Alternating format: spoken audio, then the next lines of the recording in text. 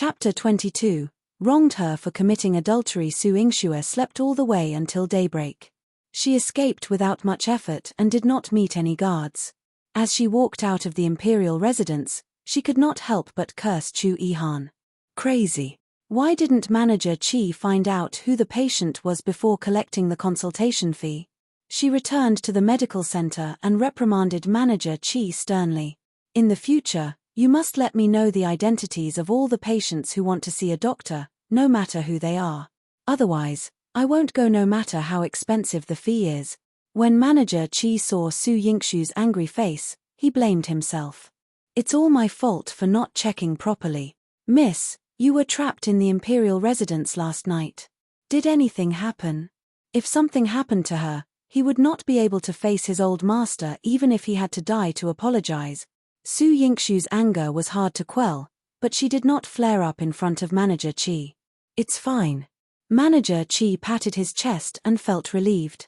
However, he suddenly frowned. Miss, the 9th prince targeted you. He won't bring trouble to you, will he? Since he already knew about your identity, then the medical center, thinking about the 9th imperial uncle's style of doing things, Manager Qi shivered.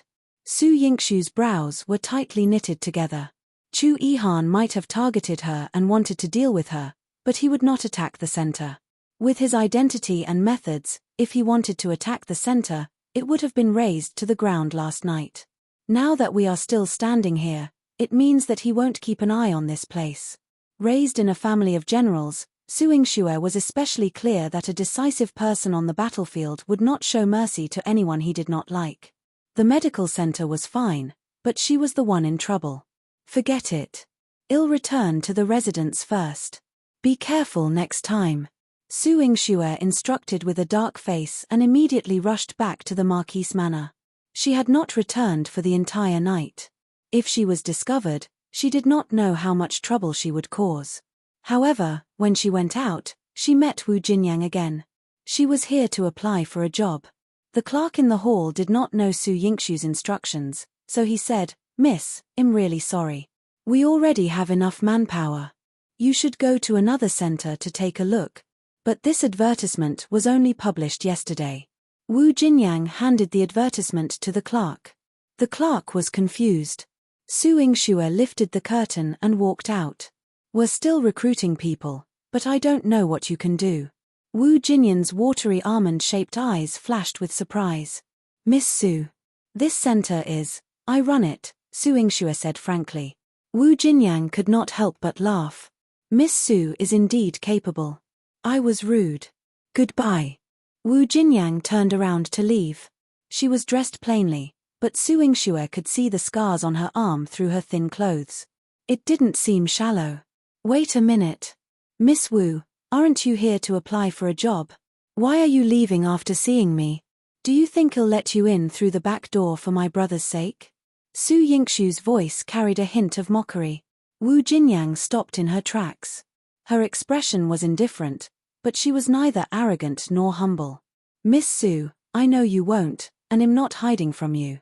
It's just that I really need a job, but this has nothing to do with Brother Hao.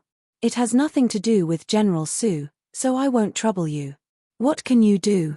Su Yingxue sized her up and did not seem to care about her explanation.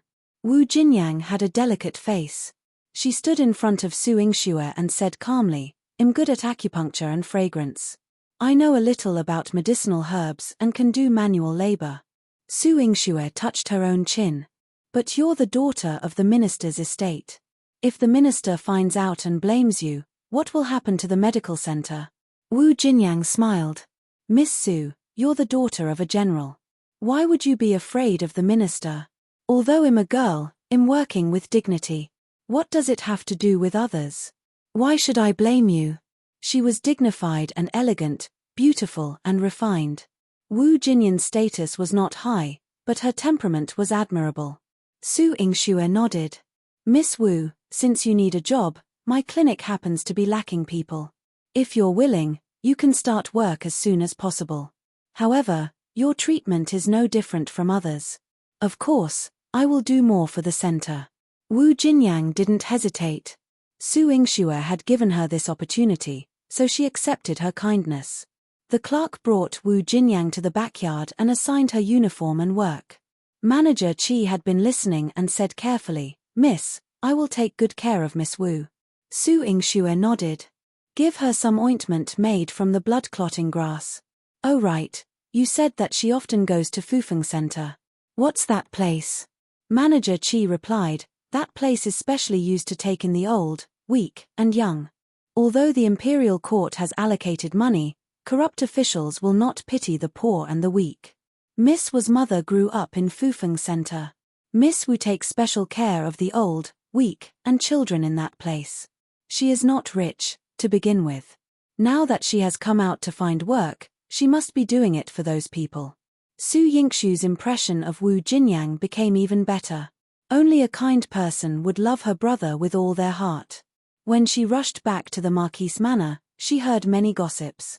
She did not return for the entire night, and everyone was spreading rumors that she had an affair with someone. Until she reached the courtyard entrance, old Madame Zhong had been strolling in the Marquise Manor waiting for her return. Once she saw her, old Madame Zhong pulled her over and told her everything. Su Yingxue curled her lips in disbelief. It's really hard for her to have such thoughts. She had slept in Chu Yihan's residence for a night. She didn't know when Su Yurou had become a storyteller and was so good at spinning stories. "You unfilial daughter, hurry up and get in." Su Dingheng's furious roar was accompanied by the sound of cups shattering. Su Yingxue slowly walked in. "Father, your body isn't well. Don't always lose your temper. You did such a shameless thing and still care about my health. You're simply infuriating me." Su Dingheng was about to beat her with a whip. The whip was made of rattan and it was full of thorns. When the whip hit a person's body, the skin and flesh would definitely split open. Yuan Xiong was beaten to death by this rattan whip. Su Dingheng did not hit her the first time. When he raised the whip again, Su Hao's deep voice sounded, "Father, stop." Su Dingheng put down the whip and snorted coldly. "You came just in time. Do you know what shameful things your sister has done? It's useless even if you protect her." Su Hao stood in front of Su Yingxue and said righteously, "My sister is obedient and sensible. She won't make mistakes easily. Even if she did, she was framed." He looked at Su Yurou with a sharp gaze. Su Yurou's heart trembled. She quickly moved to Su Dingheng's side and used a handkerchief to wipe away her non-existent tears. "Father, I know that eldest brother doesn't like me, but I'm only thinking for older sister. How could I possibly harm her?" "That's right. Besides, what does this have to do with you? If you hadn't come to look for her to have breakfast and met that thief, I still wouldn't know that my daughter is actually having an affair with the guards in the residence. It's simply an insult to the family." Su Dingheng scolded Su Yingxue as if it was a matter of course and protected Su Yurou as well. Chapter 23. She can't take the blame alone. The tied-up man at the side begged for mercy. "Marquis, Miss, and I couldn't help ourselves. We truly love each other, so please don't blame Miss. If you want to blame someone, blame me." "Shut up, bastard." Su Dingheng did not hit Su Yingxue with the whip, but instead, it hit Liu Li. He was originally just a guard in the residence, so he naturally did not dare to hide. His originally loose clothes were torn open with a whip, revealing the ambiguous marks on his body. From time to time, he would steal a glance at Su Yingxue. His eyes were filled with affection as if the two of them had long had an affair. The corners of Su Yingxue's mouth curled up into a mocking arc. "Sister, you're really thoughtful.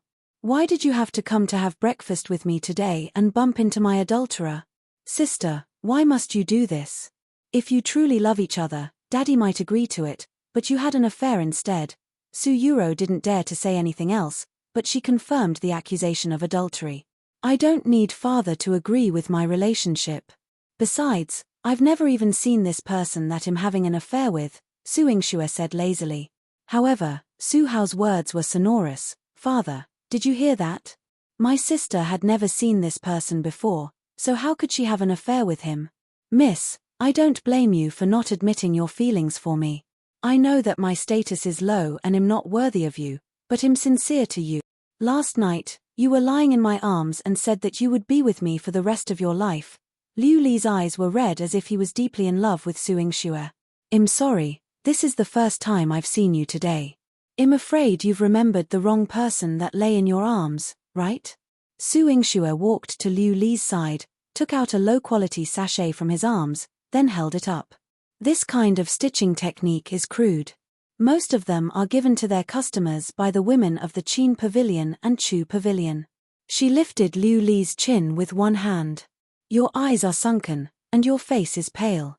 I can tell that you've been indulging in sex all year round and are plagued by illness.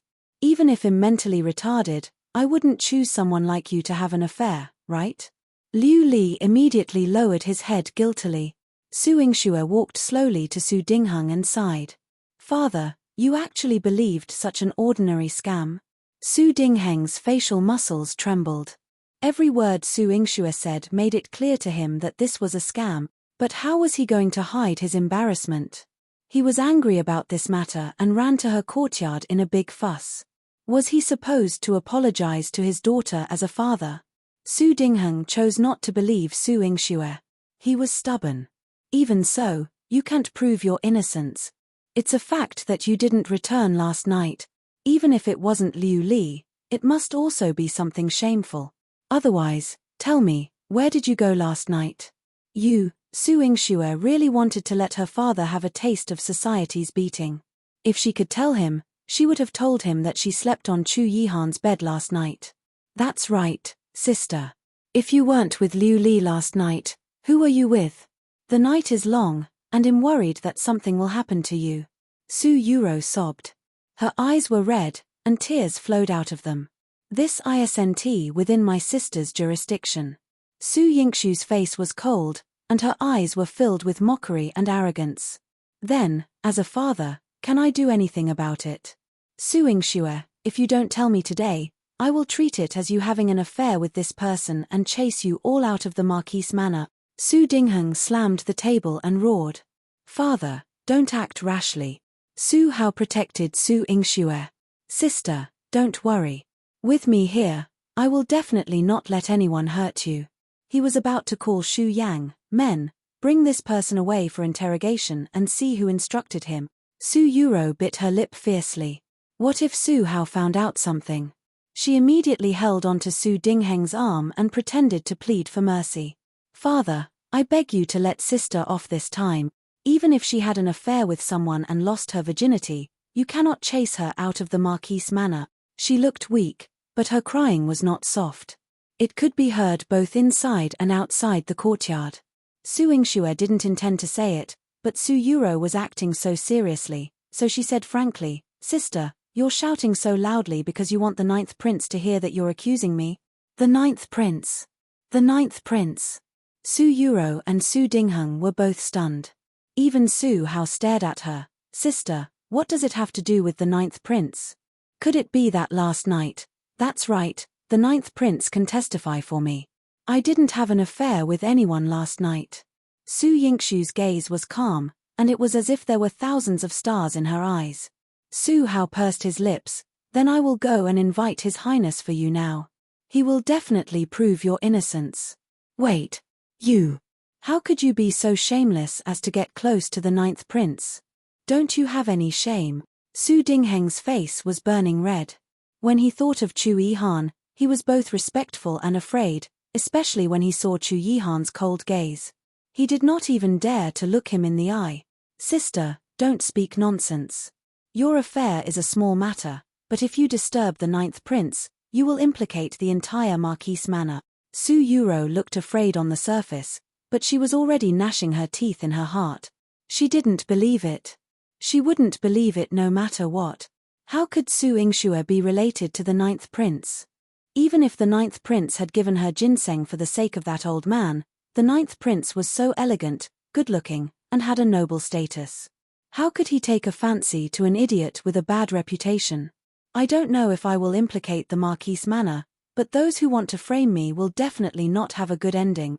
Su Yingxue's gaze was as sharp as a knife.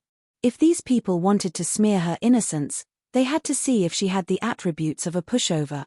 She saw through Su Yurou's jealousy and Su Dingheng's fear and threatened, "Father, if you don't believe me, You can ask my brother to invite the 9th prince for me. You can ask the 9th prince to see if I had an affair with someone last night. Stop. Stop. You unfilial daughter. What were you doing in the 9th prince's mansion? Su Dingheng quickly stopped her. This great Buddha was not easy to invite. There was a danger of him being reduced to ashes. Of course, it was to diagnose a disease. His Highness has been fighting for many years and is plagued by old illnesses. Su Yingxue stated the facts. She also hid a part of Chu Yihan's shameless actions. Sister, when did you learn medical skills, and when did you catch the 9th prince's attention? Su Yurou bit her lips, and the jealousy in her heart was about to burst out. Sister, since you have so many questions, I better invite the 9th prince.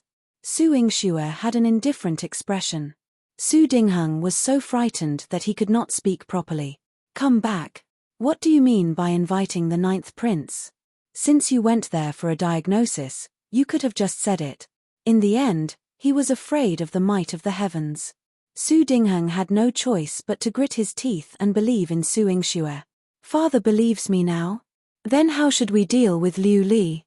Su Yingxue raised her eyebrows and wanted to watch a good show. Chapter 24. Su Yurou makes a fool of herself. Liu Li felt a gust of cold wind blow at him. He insisted, Marquis, I truly like Miss. Shut up. How dare you say such words? Men, chase him out of the Marquise manor. Su Dingheng was embarrassed and angry, and he could only vent all his anger on him. Marquis, I truly like, wait. Before Liu Li was pulled out, Su Yingxue walked up to him and looked down at him. You said that you really like me. Do you know what my nickname is? Liu Li rolled his eyes. Swear. Miss, when I was with you, you said that you liked it when I call you like this. My younger sister doesn't have a nickname. Su Hao's face was cold, and his clear eyes released a cold killing intent. You've never seen my younger sister before. Who instructed you to slander her? Liu Li's heart skipped a beat as he subconsciously looked at Su Yurou. Su Yurou quickly hid behind Su Dingheng and sobbed weakly. Su Hao immediately wanted to interrogate Liu Li, but Su Dingheng stopped him. Enough. Isn't this embarrassing enough? Quickly chase him out of the Marquise manor. Father, sister has been framed. We must prove her innocence and find the person behind it. Su Hao couldn't tolerate it. Su Yurou looked at Su Hao timidly, her eyes suffused with a gentle light. Father, I'm so envious of sister. Big brother is so protective of her, and he can't bear to let her suffer even a little grievance. If this happened to me, I wonder if big brother would protect me like this. Rua, with daddy here, I won't let anyone bully you like this. When Su Dingheng saw her cry, his heart ached for his precious daughter. He wasn't stupid. He could guess what had happened today. However, how could he bear to expose Su Yurou and let her be punished? He had a serious look on his face. However, that's enough. If she had obediently stayed in the residence and not gone out to show her face, how could such a thing have happened? In the end, even if your sister was wronged, it's all her fault for not loving herself. Father, what are you talking about? Even though Su Hao had a good temper, he was so angry that his face turned ashen. To prevent him from having a conflict with Su Dingheng, Su Yingxue held his arm. Brother, father is right. I didn't tell him in advance. The next time the 9th prince asks me to treat him, I will definitely let father know. Su Dingheng held his breath. She still dared to go to the 9th prince's place. She was deliberately angering him to death. Father, anger hurts the liver. Why don't you finish your breakfast at my place before leaving? Anyway, Yurou came to look for me for breakfast. Su Yingxue raised her eyebrows at Su Yurou. Su Yurou obediently agreed. When Su Yingxue walked past her, she did not notice it at all. However, Su Yingxue had long smelled it and conveniently pulled out the laxative from her waist. Breakfast was served on the table. Su Yurou never expected Su Yingxue to eat so well. Bird's nest and white fungus porridge, 8 treasures candy duck, and stewed codfish with silver thread. It was even more sumptuous than the banquet of the Marquise manor. Recalling the few plates of porridge and side dishes she had in the morning, the jealousy in Su Yurou's heart erupted like a volcano. But in front of everyone, she had to endure it with all her might. Su Dingheng's brows were also tightly furrowed. Who gave you the money to buy these things? He, the Marquis, could not even afford to eat all these delicacies, but Su Yingxue had a normal expression. Su Yingxue's tone was calm. I didn't steal or snatch it. Father, don't worry. Bastard. Since you have so much silver, why don't you give it to me to keep for you? The anger in Su Dingheng's heart burned. He had been in charge of the Marquis Manor's accounts all these years and had moved quite a bit into his own private treasury. He did not expect that Su Yingxue still had money in her hands and had not given him any out of respect. Do I have to give every cent I have to you? Moreover, Mother had given me 10 shops, I gave Father 9, and 6 of them had closed down. Father, your ability is limited, it's better not to trouble you. Su Yingxue ate the bird's nest calmly, completely ignoring the fact that she had slapped Su Dingheng's face. Su Dingheng was filled with anger. He flicked his sleeves and left. He had made up his mind that when Su Yingxue was not around, he would definitely investigate properly. Where did she get so much money? Su Yurou also left. Su Hao frowned deeply and punched the table. Father is too much. He even wanted to scheme against his sister's money. Sure, brother, listen. Su Yingxue put her index finger to her lips, and a hint of craftiness flashed across her eyes. Su Hao held his breath and suddenly heard a puff-puff sound coming from the courtyard. Su Yurou immediately shouted, "Ah, how could this be? My dress." There was another series of puffing sounds. Su Yurou screamed, covered her face, and ran away. Yihan rushed in with a smile. Miss Yurou, she, ha ha ha." The corners of Su Yingxue's mouth curled up, and the smile reached her eyes. Su Hao guessed what had happened. He was originally a little embarrassed, but when he saw Su Yingxue smile, he felt very comforted. The 9th Prince's Mansion. Mo Qi captured Liu Li and brought him back to the prince's mansion. At the same time, he told Chu Yihan everything that had happened in the Marquis Manor that he had seen from the roof. Chu Yihan used Su Yingxue's handkerchief to wrap the jade pendant. His eyes were cold like ice that would not melt for thousands of years. He opened his thin lips and spat out a single word coldly, "Kill." Before Liu Li could beg for mercy, he rolled his eyes and fell to the ground. Su Hao rested at home for a few days. When the day of the conferment arrived, he had to go to the military camp. He was worried about Su Yingxue.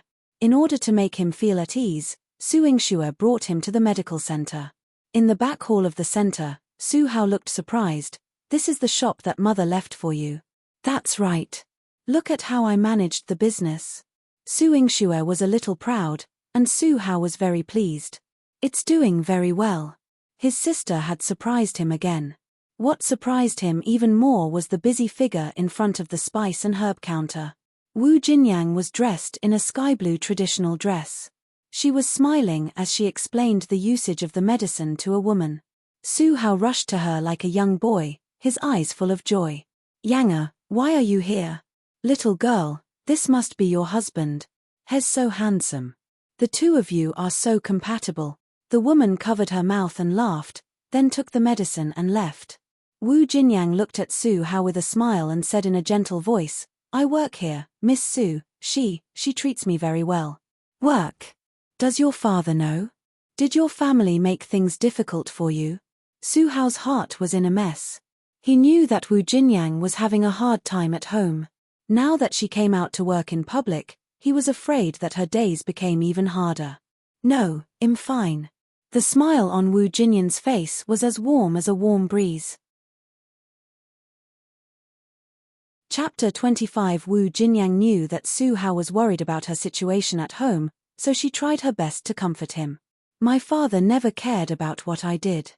As long as I don't embarrass the minister's estate, no one will stop me. But you have to work here during the day and go to Fufeng Center at night. Isn't it too tiring?" For the first time, Su Hao felt that he was useless. His heart ached for Wu Jinyang, but he didn't know how he could help her. "Yang'e, if you're willing, brother." Su Yingxue interrupted Su Hao's words and pulled him to the side. Wu Jinyang was about to prescribe medicine to the patient. Su Hao's words, which he had prepared for a long time, were interrupted. There was a trace of heaviness between his brows. Sister, why don't you let me say it? I want to marry her and let her live a stable life. Brother, if you ask her to marry you now, I'm afraid she won't have a peaceful life in the future. Moreover, she won't see you again. Su Yingxue shook her head. With her brother's EQ, he would need her help to get together with Wu Jinyang. Why? She's living such a hard life now. Don't tell me you think that being the young madam of the Marquise Manor isn't tough. She had no family background and capital to rely on, so how could her days in the Marquise Manor be easy? And do you think father will agree to you marrying her? Su Yingxue thought that her brother understood what she meant. Su Hao's heart became heavier. If I could set up another residence, she wouldn't have to lead such a tough life. Brother, you grew up in the military camp, so you don't understand how difficult it is for a woman to survive. Miss Wu has been through a lot since she was young. It's already not easy for her to get to where she is today with her own wisdom. Instead of marrying her and giving her a comfortable life, it's better to let her develop her own skills and have enough strength to marry you openly. Su Yingxue's eyes were bright and beautiful, like the sunshine in spring. It wasn't that Su Hao hadn't thought about her words. This path is too difficult. I don't want her to work so hard. But brother, you're always on the battlefield. How can you be by her side all the time? Su Yingxue's eyebrows twitched. Su Hao was instantly speechless and a little depressed. I really can't do it. But I think Miss Wu can do it. Su Yingxue said firmly. When Su Hao came out from the back hall again, his expression was much more relaxed. There was a bright smile on his handsome face. Yang, I will come to see you again. You. Take good care of yourself. Wu Jinyang lowered her head shyly, and her voice was extremely gentle. Yes, the sachet from last time, I bring it with me every day. Su Hao quickly took out the sachet from his pocket and showed it to her, then put it away like a treasure. Wu Jinyang felt a warm current in her heart. She was extremely touched. What she was afraid of was not the difference in status between her and Su Hao. What she cared about was his feelings for her. She knew that he cherished it very much. This was enough to support her through every day's tiring and difficult life. At the Marquise Manor, Su Yurou soiled herself. Not only was her image ruined, but she was also extremely uncomfortable. When she came back, she realized that the laxative on her waist was gone. When she was lying on the bed weakly, she even called out hatefully, Su Yingxue, you harmed me. She instructed Yuan Ruo to look for Su Jinxian and ask him to investigate Su Yingxue. She had to find out what she had been doing recently based on her whereabouts. When Su Jinxian sent the news back, Su Yurou was still so weak that she couldn't even get out of bed. When she found out that Su Yingxue had opened Tongchang Medical Center, her eyes flashed with ruthlessness. Yuan Ruo, pass my message to Jinxian. She wanted Su Yingxue's medical center to close down. Su Yingxue went out to treat patients for a few days in a row and cured the long-term illnesses of a few wealthy families. She received a lot of remuneration and gifts. Manager Qi flipped through the account book with a happy expression. In less than half a month, we've made tens of thousands of taels of silver. Miss is really amazing. Su Yingxue nodded. With the capital, we can do more things. Miss, what else do you want to do? Manager Qi was very excited. He felt that Su Yingxue could bring more surprises and incredulity. Su Yingxue opened the window and pointed at the building across the street. Get that building and ask Miss Wu if she's willing to. Before she could finish speaking, there was a commotion downstairs. A group of strong men rushed into the medical center. The leader slammed a bag of medicine on the table and shouted, "What medical center is this? I ate your medicine, and my condition has worsened. Are you trying to kill me?" Manager Qi hurriedly went downstairs and walked in front of him. "Sir, let's talk things out. If you feel that the medicine is not good, you can ask the doctor to take your pulse again and prescribe new medicine for you." Bang! The man gave Manager Qi a punch and knocked him to the ground. Then, he waved his hand and ordered his brothers behind him, "Hit him, smash it.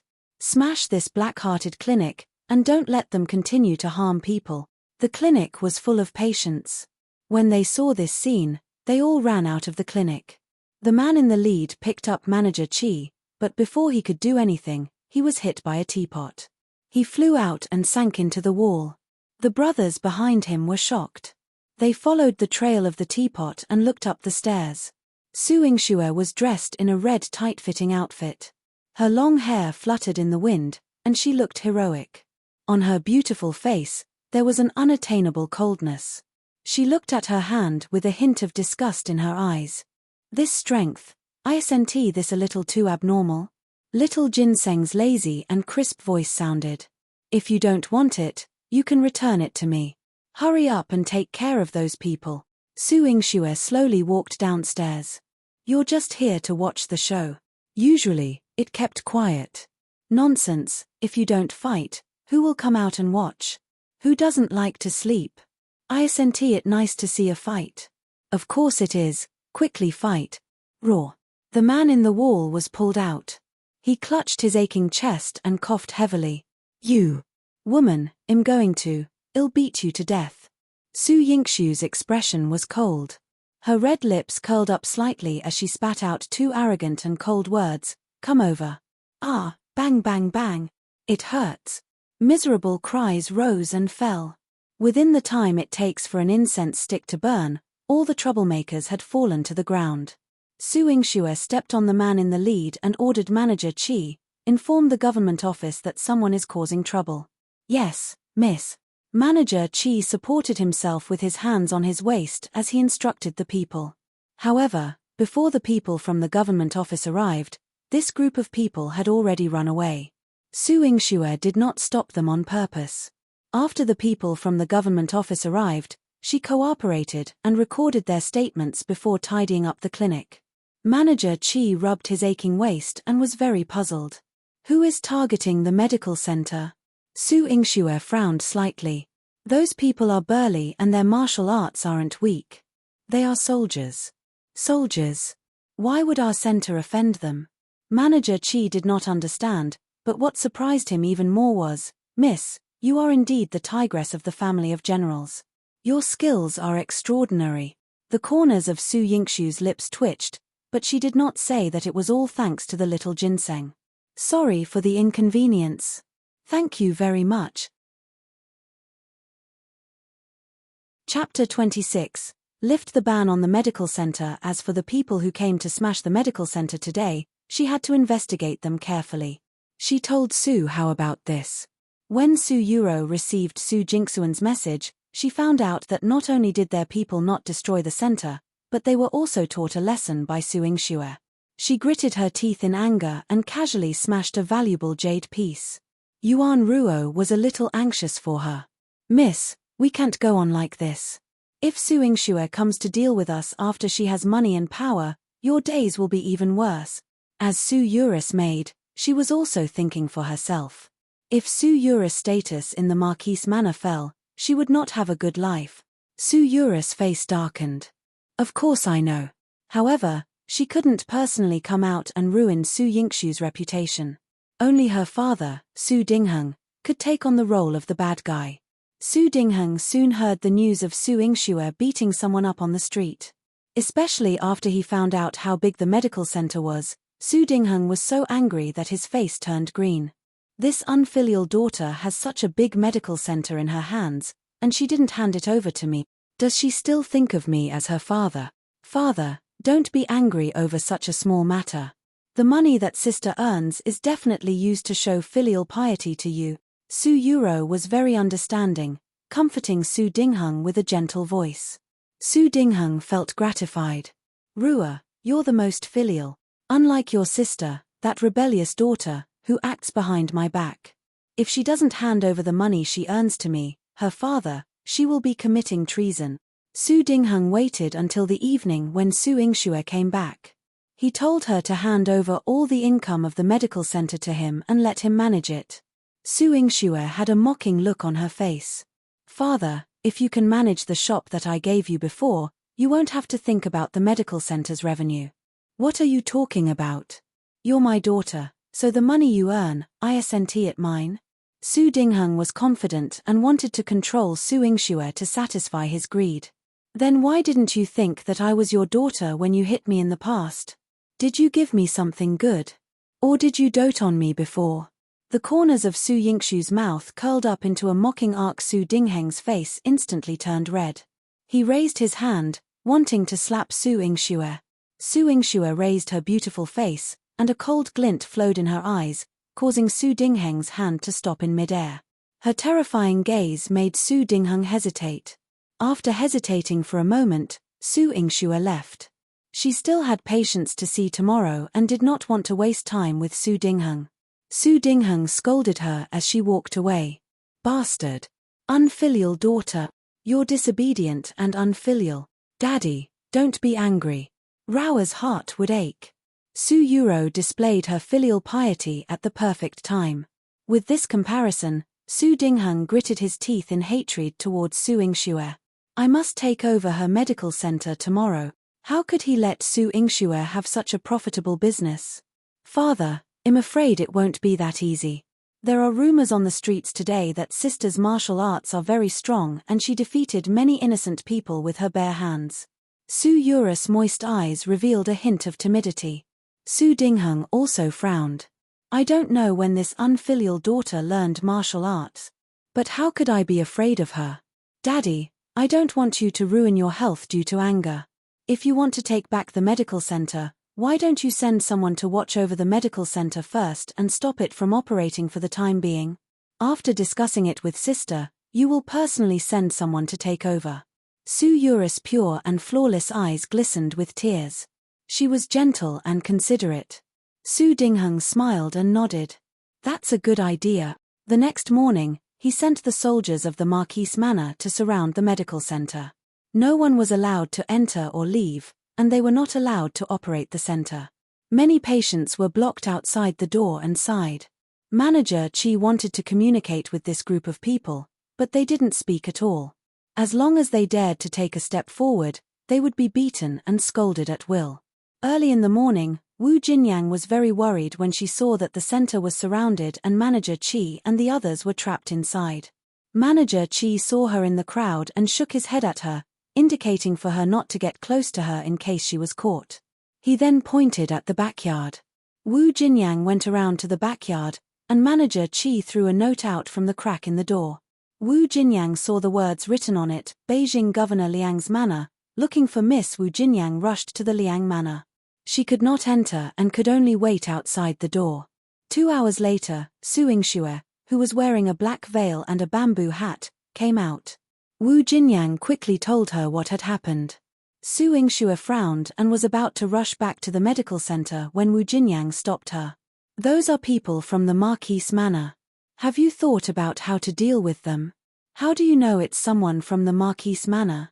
A hint of surprise flashed across Su Yingxue's eyes. They are dressed like soldiers from the Marquise Manor, but there are only 2 Marquise Manor in Jiangdu City that are qualified to keep soldiers. The other old Marquis wouldn't target our medical center for no reason, right? Wu Jinyang frowned slightly. She was observant and meticulous. Su Yingxue paced back and forth for 2 steps, then turned around to look at the horizontal board of the Liang Manor.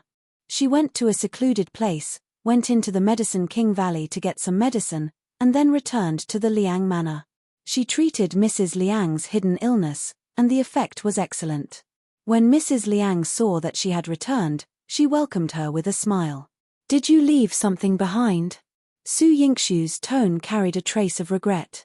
Madam, I'm here to leave medicine for you. Didn't you already prescribe 7 days' worth of medicine? Mrs. Liang asked curiously.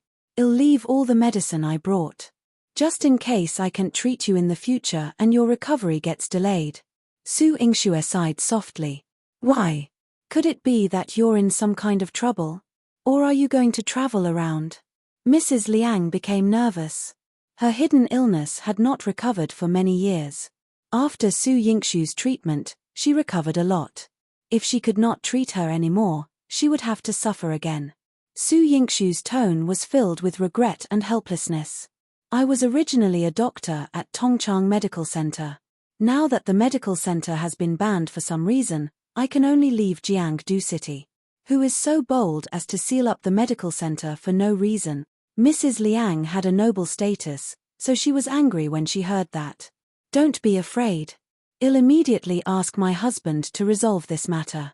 Su Yingxue brought Wu Jinyang back to the manor and saw Liang Jin enter the manor with her own eyes. When Su Dingheng heard the servant's report, he was extremely puzzled.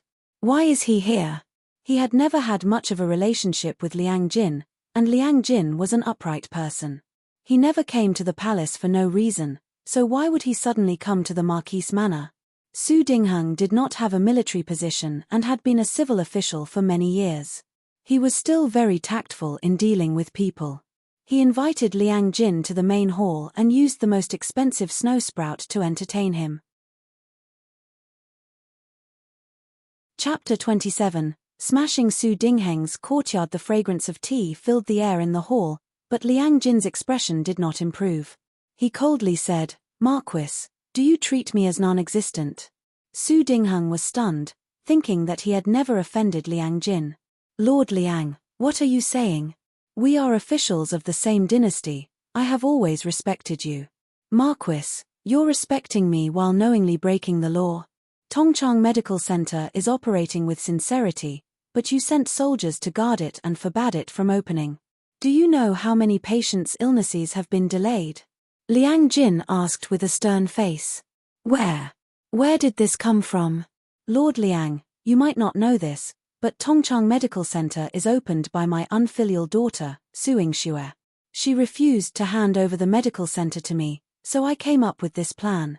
She's just a girl who hasn't seen the world. How can she manage the medical center well?"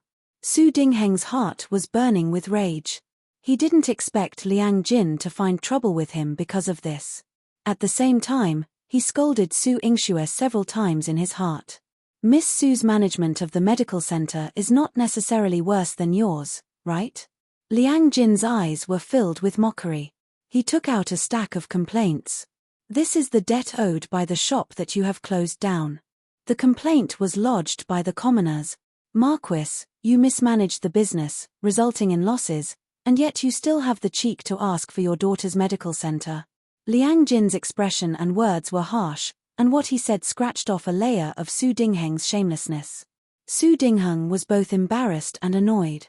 What does these two things have to do with each other? "I will return this money." "When will you return it?" "Give me a word." "Next time, when the court opens for a trial, I will have an explanation for the people." Liang Jin snorted coldly. I said I will return it." "Lord Liang, why are you so aggressive? Tens of thousands of taels of silver, wouldn't it feel good to have them on him? Why should it be given to those lowly commoners?" Liang Jin had always looked down on Su Dingheng and did not hide the mockery in his eyes. "Marquis, I advise you to withdraw those people as soon as possible. Otherwise, I will invite you to the capital governor's manor at any time to calculate the compensation for the people." "Liang Jin, you're going too far." Su Dingheng smashed the teacup, his face ashen. "Marquis Su, I'm just discussing the matter. Are you going to withdraw the soldiers of the Marquise manor or not?" Liang Jin glared at Su Dingheng, not giving in at all. "Humph." Su Dingheng was like an angry rooster, unwilling to admit defeat in front of Liang Jin. Liang Jin waved his hand. "Men, bring the shackles over and invite Marquis Su back to the capital governor's manor with me." You. Su Dingheng was frightened by Liang Jin's imposing manner. If he was really shackled and brought to the capital governor's manor by Liang Jin, he would lose his reputation. Anger, shame, hatred, and countless emotions surged up. Su Dingheng gritted his teeth and said, "I'll withdraw the people now." After saying that, he immediately ordered people to withdraw the soldiers surrounding the medical center. Liang Jin put away the complaint and left the Marquise manor without even informing Su Dingheng. At the entrance of the Marquise manor, he saw Su Yingxue wearing a black veil and bamboo hat. He stepped forward and said, "Genius doctor, don't worry. The soldiers at Tongchang Medical Center have already withdrawn. You can take care of the patient in peace." He looked at Su Yingxue with admiration. Su Yingxue smiled. "Thank you, Lord Liang, for helping the center out. There's no need to thank me.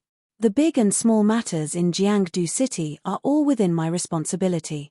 Moreover, You cured my wife, so I can't thank you enough. At the mention of his wife, a hint of tenderness flashed across Liang Jin's eyes. Su Yingxue looked at him and suddenly thought of Chu Yihan. That stinky prince who stole her jade pendant and handkerchief was always cold when he looked at others, but to her. Hey, you're thinking about love. The little ginseng's crisp and tender voice carried a hint of gossip. Su Yingxue immediately shook her head. You're the one who's thinking about it. You're a little wimp who's thinking about all sorts of indecent things all day long. Humph. I've lived longer than your ancestors and have seen a lot of things. Sooner or later, you'll be tricked. Little ginseng stuck out its tongue at Su Yingxue. Su Yingxue's eyes were filled with anger. She would be tricked by Chu Yihan? No way. After the medical center was sealed for a day, it operated normally. Manager Qi and Wu Jinyang were also very busy. Su Yingxue helped them and only returned to the manor late at night. Without waiting for her to rest, Yilan quietly told her, "Miss, the Marquis just came and smashed the courtyard." He was especially angry. Su Yingxue returned to the courtyard and saw that it was a mess that had not been cleaned up. She was so angry that she curled her lips. Great, just great. Calling him father was giving him face, wasn't it? Su Yingxue rolled up her sleeves and rushed into Su Dingheng's courtyard, giving him a fright as he was about to rest. His face was filled with horror. You unfilial daughter, do you want to die? How dare you barge into my courtyard? Father, you can barge into my courtyard, so why can't I barge into yours? Su Dingheng moved his mouth, but before he could speak, Su Yingxue shouted first, just because you're my father. So you won't even let go of my medical center? You were humiliated today, and now you want to put the blame on me. You unfilial daughter. I knew it was you who instigated Liang Jin, otherwise, why would Liang Jin suddenly come to him to dig up old scores and attack him so ruthlessly? It was all because of Su Yingxue, this disobedient thing, but how do you know Liang Jin? He couldn't figure it out again. Forget about Su Yingxue's medical center that was left behind by her mother. With Liang Jin's official position and temper, even he didn't dare to offend him. How could Su Yingxue order him to do anything? Father, you want to know? The corners of Su Yingxue's mouth curled up into an evil smile. Su Dingheng snorted coldly. The smile in Su Yingxue's eyes instantly turned cold. What can you do to me if I don't tell you? You unfilial daughter. Su Dingheng picked up a vase and threw it at Su Yingxue. Su Yingxue was not hit, but the vase was smashed into pieces. Su Dingheng's heart ached. Father, you smashed my courtyard. Why don't I show my filial piety to you too? Su Yingxue smiled coldly. Then, with a few punches and kicks, she smashed all the valuable items in Su Dingheng's room. She even pulled out all the exotic flowers and plants in his courtyard. Su Dingheng jumped up in anger and shouted crazily, Su Yingxue, are you crazy? I'm going to beat you to death. Is that so? Father, this pot of orchids seems to be quite expensive. It was cultivated in the palace, right? As soon as Su Yingxue finished speaking, the flower pot shattered with a bang. She even stomped on it a few times. Su Dingheng clutched his chest hard. That pot of orchids is worth thousands of gold, Su Yingxue. Chapter 28. Su Dingheng vomited blood out of anger. Father, you smashed my courtyard, and I smashed yours. This debt is even. Su Yingxue looked at the mess in satisfaction and clapped her hands. Her eyes reflected the moonlight, and it was so cold that it made people panic. Father, as for the matter of you sending people to surround my medical center, I will also settle it with you properly. You bastard. Bastard. Su Dingheng held onto the treasure that Su Yingxue had smashed and cried out. His miserable voice could be heard by the entire Marquise manor. Yilan watched from outside the door and quickly handed a handkerchief to Su Yingxue. Her eyes were filled with reverence. Miss, you've worked hard. Quickly wipe your sweat. Su Yingxue pinched her soft cheeks and praised her. How thoughtful. Yilan remembered how Su Yingxue tried her best to please Su Dingheng when Su Dingheng despised her. Now that she saw her like this, she felt especially relieved. Su Yingxue patted her head. Today, I exercised my muscles and bones and am going to have a good sleep. I have more important things to do tomorrow. All right.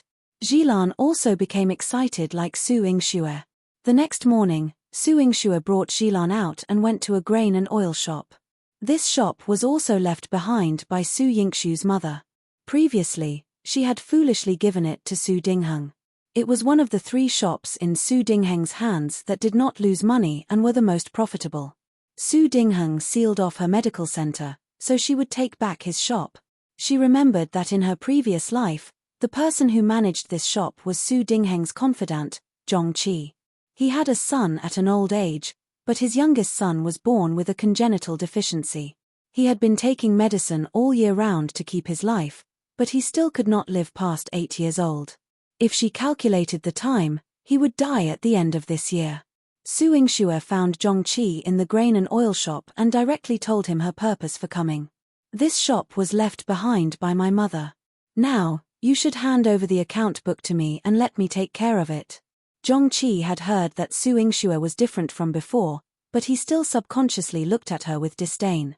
Miss, are you able to read the accounts? Do you know how to do business and manage the shop? Miss doesn't need you to teach her.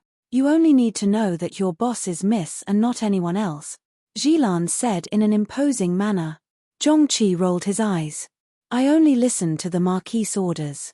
If there's nothing else, please leave. I don't have much to do. I just don't know if your seriously ill son can live past this year if he doesn't get treated properly. A trace of regret flashed across Su Yingxue's eyes. After saying that, she stood up and was about to leave. Zhongqi suddenly became nervous. Wait, miss, what did you mean by that? Could it be that you have a way to cure my son's illness? Tongchang Medical Center that's run by Miss has recently hired a genius doctor. Hasn't manager Zhong heard of this? Yihan winked playfully. Zhongqi thought about it carefully and remembered Tongchang Medical Center. It was quite famous more than 10 years ago, but it had been silent for a long time. It was said that it had expanded and reopened recently. If they really had a genius doctor who could cure his son. Zhongqi knelt in front of Su Yingxue, his eyes pleading. If the genius doctor in Miss Medical Center can cure my son, I'm willing to do my best for you. Take your son and follow me to the medical center. All right. Zhongqi was so excited that he immediately went home to carry his son and brought him to the medical center. He wanted to go with his son to see the genius doctor, but Manager Qi stopped him with a smile. Apologies. Outsiders are not allowed to approach when the genius doctor is doing a consultation. Zhongqi had no choice but to wait outside. 2 hours later, Su Yingxue brought his son out. His originally sickly and skinny son was now holding Su Yingxue's hand and walking downstairs. Zhongqi's eyes widened in disbelief. Son. You can walk. That's right, father. I feel much better. Moreover, I'm very hungry. A smile appeared on the child's face. Zhongqi nodded excitedly. I'll bring you home for dinner. Zhongqi picked up his son and kowtowed to Su Yingxue. Thank you, miss, for saving my son. The shop belongs to you, so I will definitely return it. Manager Zhong, if you are willing, I will still let you manage the shop. However, the shop will belong to me from now on. Su Yingxue's face was cold and her tone was fierce. Zhong Kix had his misgivings, but he could tell that compared to Su Dingheng, who was just sitting around and enjoying the fruits of his labor, Su Yingxue was more ruthless and decisive. She was a better boss. He gritted his teeth and lowered his head. As long as my son is fine, I will definitely take care of the shop for you. This is the first medicine. Give it to your son according to the prescription on it. I guarantee that he will grow up like a normal child, but if you betray me, Su Yingxue's eyes flashed with a bloodthirsty sharpness. Zhongqi trembled in fear. I wouldn't dare. Between his loyalty to Su Dingheng and his son's life, Zhongqi would naturally choose the latter. After all, no one would abandon their own bloodline. The news of Su Yingxue taking over the grain and oil shop quickly reached Su Dingheng's ears. Su Dingheng had not received the shop's revenue for the current month. When he saw the tens of thousands of taels of silver that originally belonged to him go into Su Yingxue's purse, he was so angry that he almost vomited blood. He wanted to go to Su Yingxue's courtyard and smash it up, but then he remembered that his courtyard had been smashed by Su Yingxue. She would seek revenge for the smallest grievance. If she smashed his courtyard again, wouldn't he suffer even more? Su Dingheng was so angry that he paced back and forth. He had wanted to wait for Su Yingxue to come back and scold her, but she did not care at all. Instead, she ignored him. Su Yingxue knew that Su Dingheng had lost the silver and was holding back her anger. She was very happy and gave the servants in the courtyard a reward. She even gave them better food. Su Yurou passed by Su Yingxue's courtyard. Even she could not help but smell the smell of a feast being cooked inside. Yihan and old Madame Zhong bought fresh birds' nests to stew. Seeing Su Yurou at the door, Yihan laughed loudly and said, "Auntie Zhong, this bird's nest is really expensive. It must be especially nourishing." "That's right. Our Miss is amazing. Even servants like us could eat the bird's nest with Miss. Miss rewarded us with 3 tails of bird's nest each. We have to nourish ourselves." Yihan and old Madame Zhong chatted and laughed as they entered the courtyard. When Su Yurou heard their words, her face contorted in anger. "You 2 cheap maids don't deserve to eat 3 tails worth of bird's nests. What right do they have? Young Miss, the eldest young Miss is too much. You only have 1 or 2 tails worth of bird's nest every day." Isn't she clearly showing off? Yuan Ruo's eyes had a sour expression. They were both serving misses. Yihan and old Madame Zhong each had 3 tails worth of bird's nests to eat, but she had never even smelled a bird's nest before. Su Yurou twisted the handkerchief in her hand. "She's not showing off. She's deliberately slapping me in the face." She was so angry that she ran to Su Dingheng to complain, saying that she also wanted 3 tails worth of bird's nests a day. Chapter 29. The Imperial Edict arrives at the medical center, the 9th Prince's mansion. Mochi reported the matter of the Marquis Manor to Chu Yihan. "Your Highness, Miss Su made Marquis Su so angry that he vomited blood." The military book in his hand was boring. When Chu Yihan heard this, the corners of his mouth curled up into a seductive smile. "Su Yingxue, how many more surprises do you have?" Mochi's lips twitched. "Surprises?"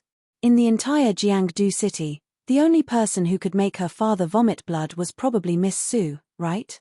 Of course she's different. Chu Yihan's face was full of pride as if he was praising his woman. Mochi was curious. "Master, is this the reason why you like her? She was exceptionally ruthless." Chu Yihan's eyes flashed coldly. Shallow. Was he only interested in her uniqueness? Su Dingheng fainted from anger and vomited blood. On account of the fact that he was his biological father, Su Yingxue prescribed a dose of medicine for him to recuperate. Su Dingheng had been feeling much better after drinking the medicine, but when he heard that it was Su Yingxue who had given him the medicine, he immediately fainted again. With the medicine taking effect, he would not vomit blood again. However, the anger in his heart was like a stone that was stuck there. It was so painful that he could not even get out of bed. Su Yurou helped Su Dingheng with drinking the medicine. She had nowhere to vent her anger. "If we let her continue to be so smug, she will take away all of our family asset." "That's right, miss. If you don't think of a way, the Marquis won't have much money left." Yuan Ruo was also very anxious. Su Yurou was like an ant on a hot pan.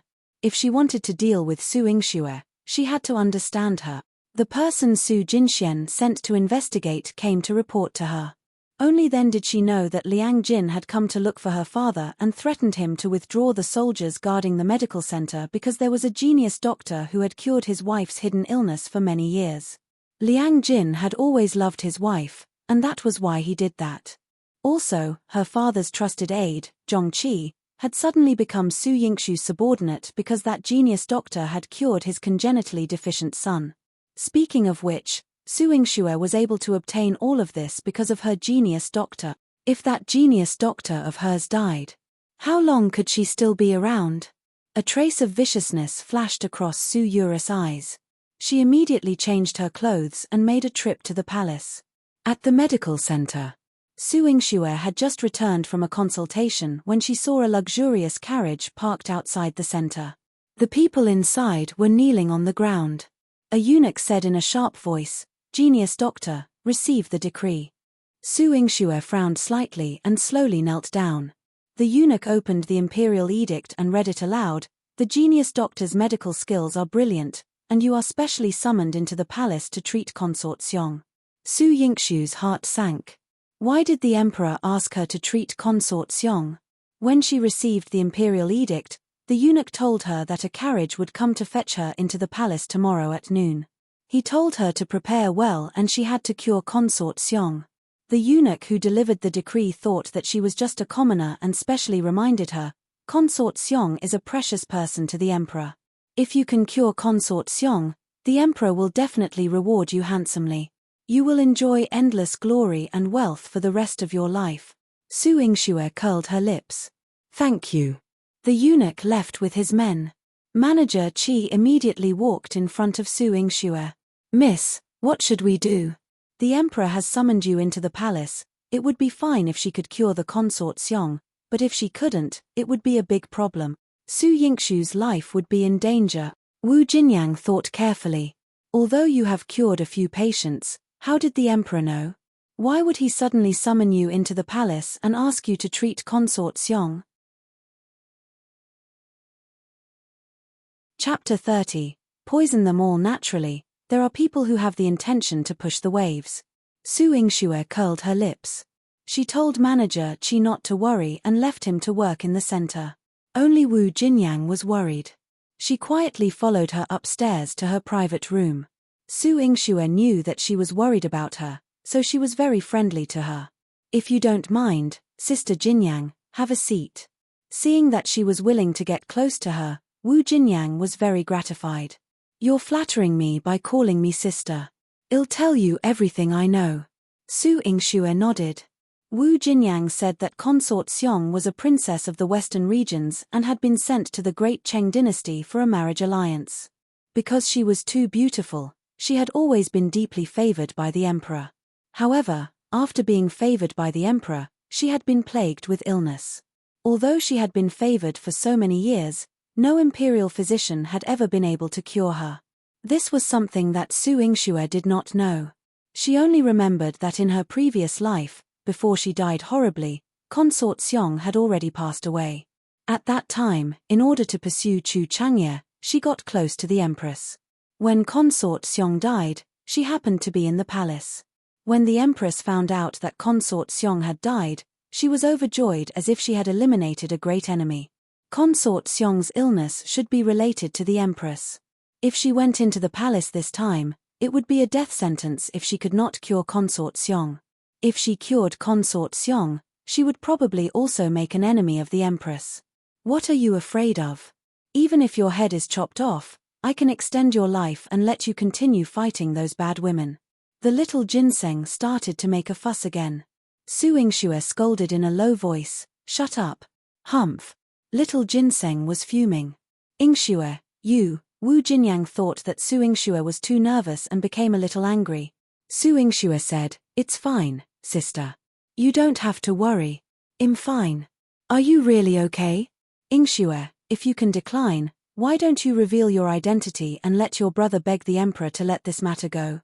This was the only way Wu Jinyang could think of to protect Su Yingxue. "Sister, do you want me to add to my brother's burden?"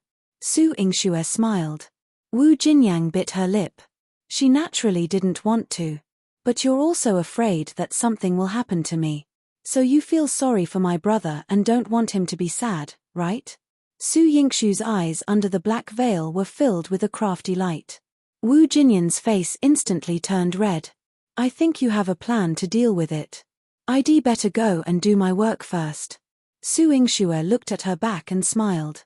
After closing the door, she entered the Medicine King Valley. She had picked some herbs to detoxify poison in the Medicine King Valley. Little ginseng hopped in front of her, a few roots floating arrogantly. "Hey, why did you pick so many herbs to detoxify the poison?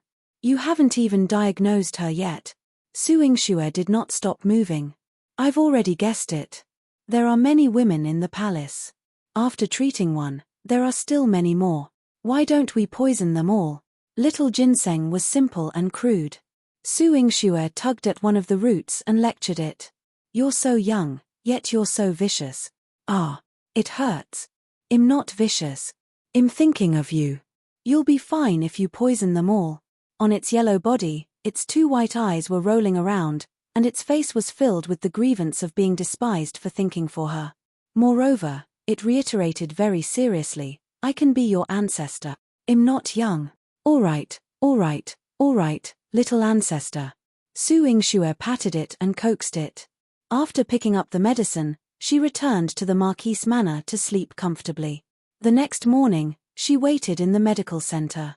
Yesterday, she was still wondering who recommended her to treat Consort Xiong. Chapter 31. How long can you be arrogant? She knew the answer the moment the carriage entered the palace. Su Yuru's carriage had already stopped at the palace gate. She didn't have to come today, but if she wanted to understand Su Yingxue, she had to meet this genius doctor. She saw the carriage that was bringing the genius doctor to a stop and a person dressed in black from head to toe alighted. She couldn't even see the person's face clearly. She immediately frowned. Why is it so strange? I can't even tell if that person is a man or a woman. Beside her, Yuan Ruo's eyes were also filled with disgust. I heard that many strange people in the world dress like this as if they can't be seen. Looking at this figure, it's a woman, but it might be a transvestite. Su Yurou snorted lightly. Regardless of whether she was a human or a transvestite, she could forget about leaving the palace alive. Su Yingxue and Su Yurou walked towards Yunwei Palace under Eunuch Qin's lead. Eunuch Qin was the head eunuch of Consort Xiong's palace. He was slightly older and spoke in a more amiable voice than the eunuch who had delivered the decree in a shrill voice. Genius doctor, if you can cure the consort, your future will be boundless.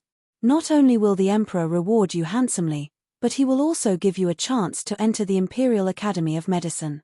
The emperor treasures talents. Su Yurou smiled and agreed, that's right. The genius doctor's medical skills are brilliant. He will definitely be able to cure the consort. She boasted on behalf of Su Yingxue. If she couldn't be cured, this sentence would be her death warrant. Su Yingxue looked straight ahead and asked coldly, what does it have to do with you that I'm here to treat the consort? She treated her like air, the kind that even breathing was a hindrance. A trace of anger flashed in Su Yuru's eyes. She raised her chin high and said arrogantly, I am the daughter of the Marquis of Martial South. Su Yingxue's tone was indifferent. Oh, it has nothing to do with treating the consort. You. Su Yurou was suddenly embarrassed by her. Eunuch Qin hurriedly stepped forward to ease the atmosphere between them. Genius doctor, you might not know about this, but you were able to enter the palace to treat Consort Xiong's illness. It's because of Miss Su's recommendation.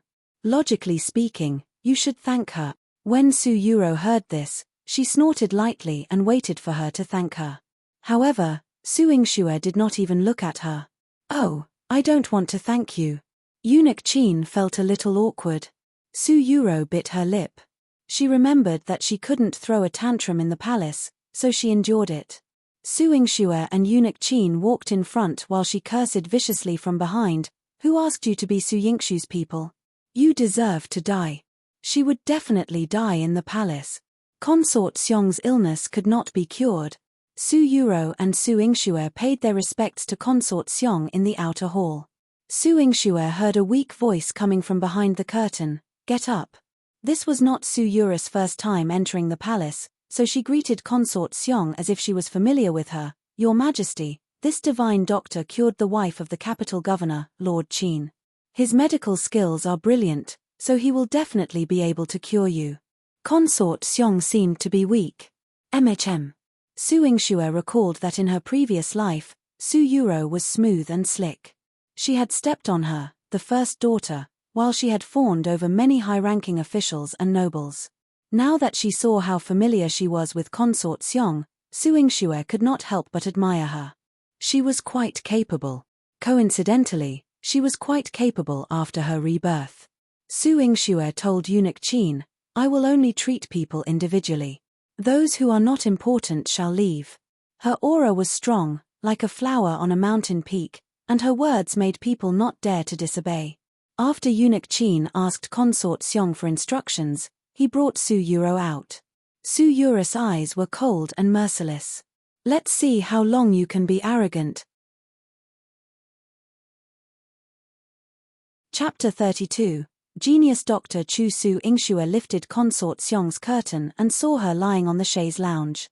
It had to be said that she had the capital to be doted on. Even if she was bedridden, she was still beautiful. The gilded long dress covered her delicate body, and it made people pity her. Consort Xiong's sapphire-like eyes stared at Su Yingxue.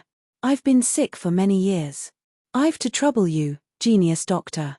Su Yingxue hummed in acknowledgement and placed 2 fingers on her pulse.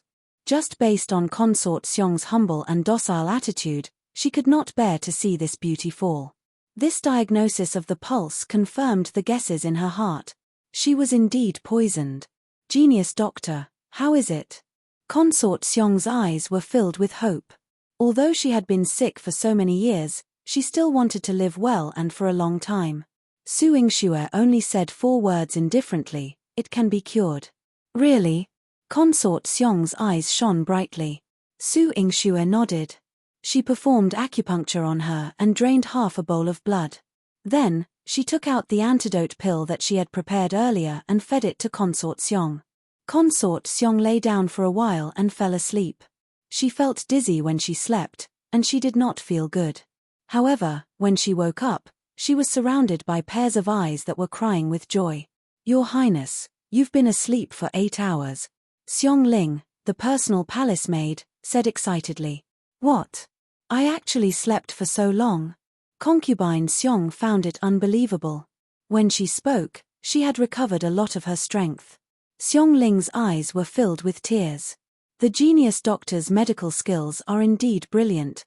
Your Highness, you have never slept well and have never slept for more than 4 hours. Now that you have slept for 8 hours, I can see that your complexion has improved a lot. Consort Xiong hurriedly waved her hand. Quick, bring me a mirror. Xiong Ling brought a mirror over. Consort Xiong looked at herself in the mirror. Although her face was still pale, her lips were slightly red. They were no longer grey from before. Consort Xiong was pleasantly surprised. Go and invite the genius doctor over. I want to thank the doctor personally. Your Highness, don't be anxious. The genius doctor is currently brewing medicine for you in the side hall. Su Yingxue brought the medicine to Consort Xiong. Xiong Ling wanted to take the medicine and feed Consort Xiong, but Su Yingxue stopped her. Let me do it. Xiong Ling was a little confused. Consort Xiong waved her hand and said, let the genius doctor do it. She and Eunuch Qin could only retreat. Su Yingxue watched as Consort Xiong drank the medicine.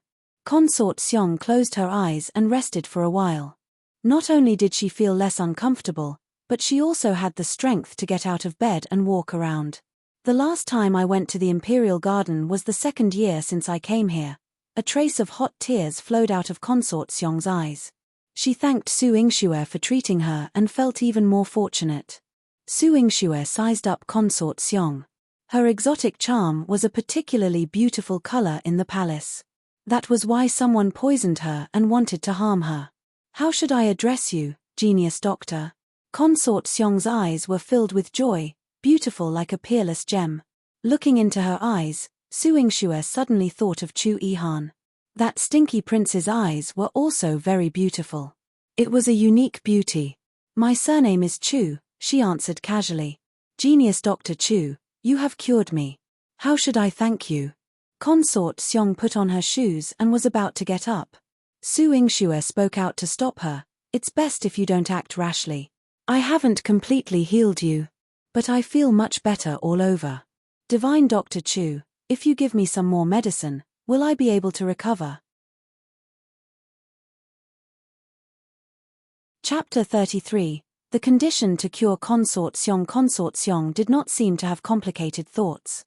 Your Highness, it is not difficult for you to recover, but the difficult part is to guarantee that you will not be harmed again, Su Yingxue said lightly.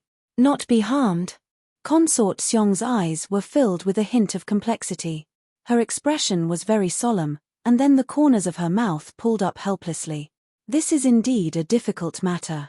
Su Yingxue took a deep breath. It seemed like Consort Xiong knew what was going on. She knew that she would not fall ill for no reason. Moreover, the poison she was poisoned with had something to do with her mother. Your Highness, I can promise to cure you, and I can also guarantee your safety in the future, but you have to promise me one condition. Consort Xiong's eyes were filled with curiosity. What condition? I haven't thought of it yet. I'll tell you when I think of it. Su Yingxue drew up a prescription and handed it to Consort Xiong. Your Highness, give the prescription to the person who is the closest to you and can be trusted. From picking the medicine to boiling the medicine to bringing it to you, it can only be done by that person personally. This way, you can be guaranteed to recover from your illness. Consort Xiong nodded. Xiong Ling came with me to the palace, so there's no problem with handing it to her. But genius Dr. Chu, is there really nothing else you want? Even if you ask for a little reward from the emperor, I can agree to it. Su Yingxue shook her head. I'm not interested. She had no intention of fighting in the palace. She was curing Consort Xiong because she did not want to fall into the trap of others. She wanted Consort Xiong to make a promise so that she could investigate her mother's matter in the future. As for the rest, she didn't need to think too much about it and wouldn't cause trouble. Su Yingxue packed her things and walked out of the curtain with the medicine box. She saw that Su Yurou was still waiting outside. When Su Yurou learned that Consort Xiong could be saved, her heart was already in turmoil. Consort Xiong had been ill for so many years, so many years.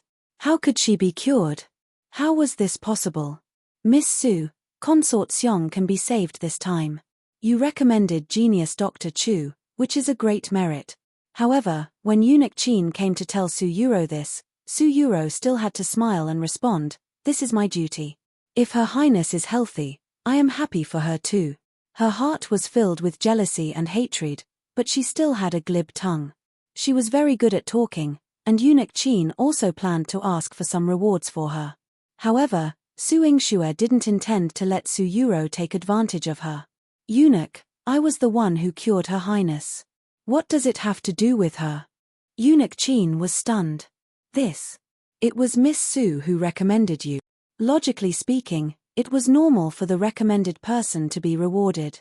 Why don't you let her treat Her Highness next time? I won't be coming. Su Yingxue's tone was indifferent.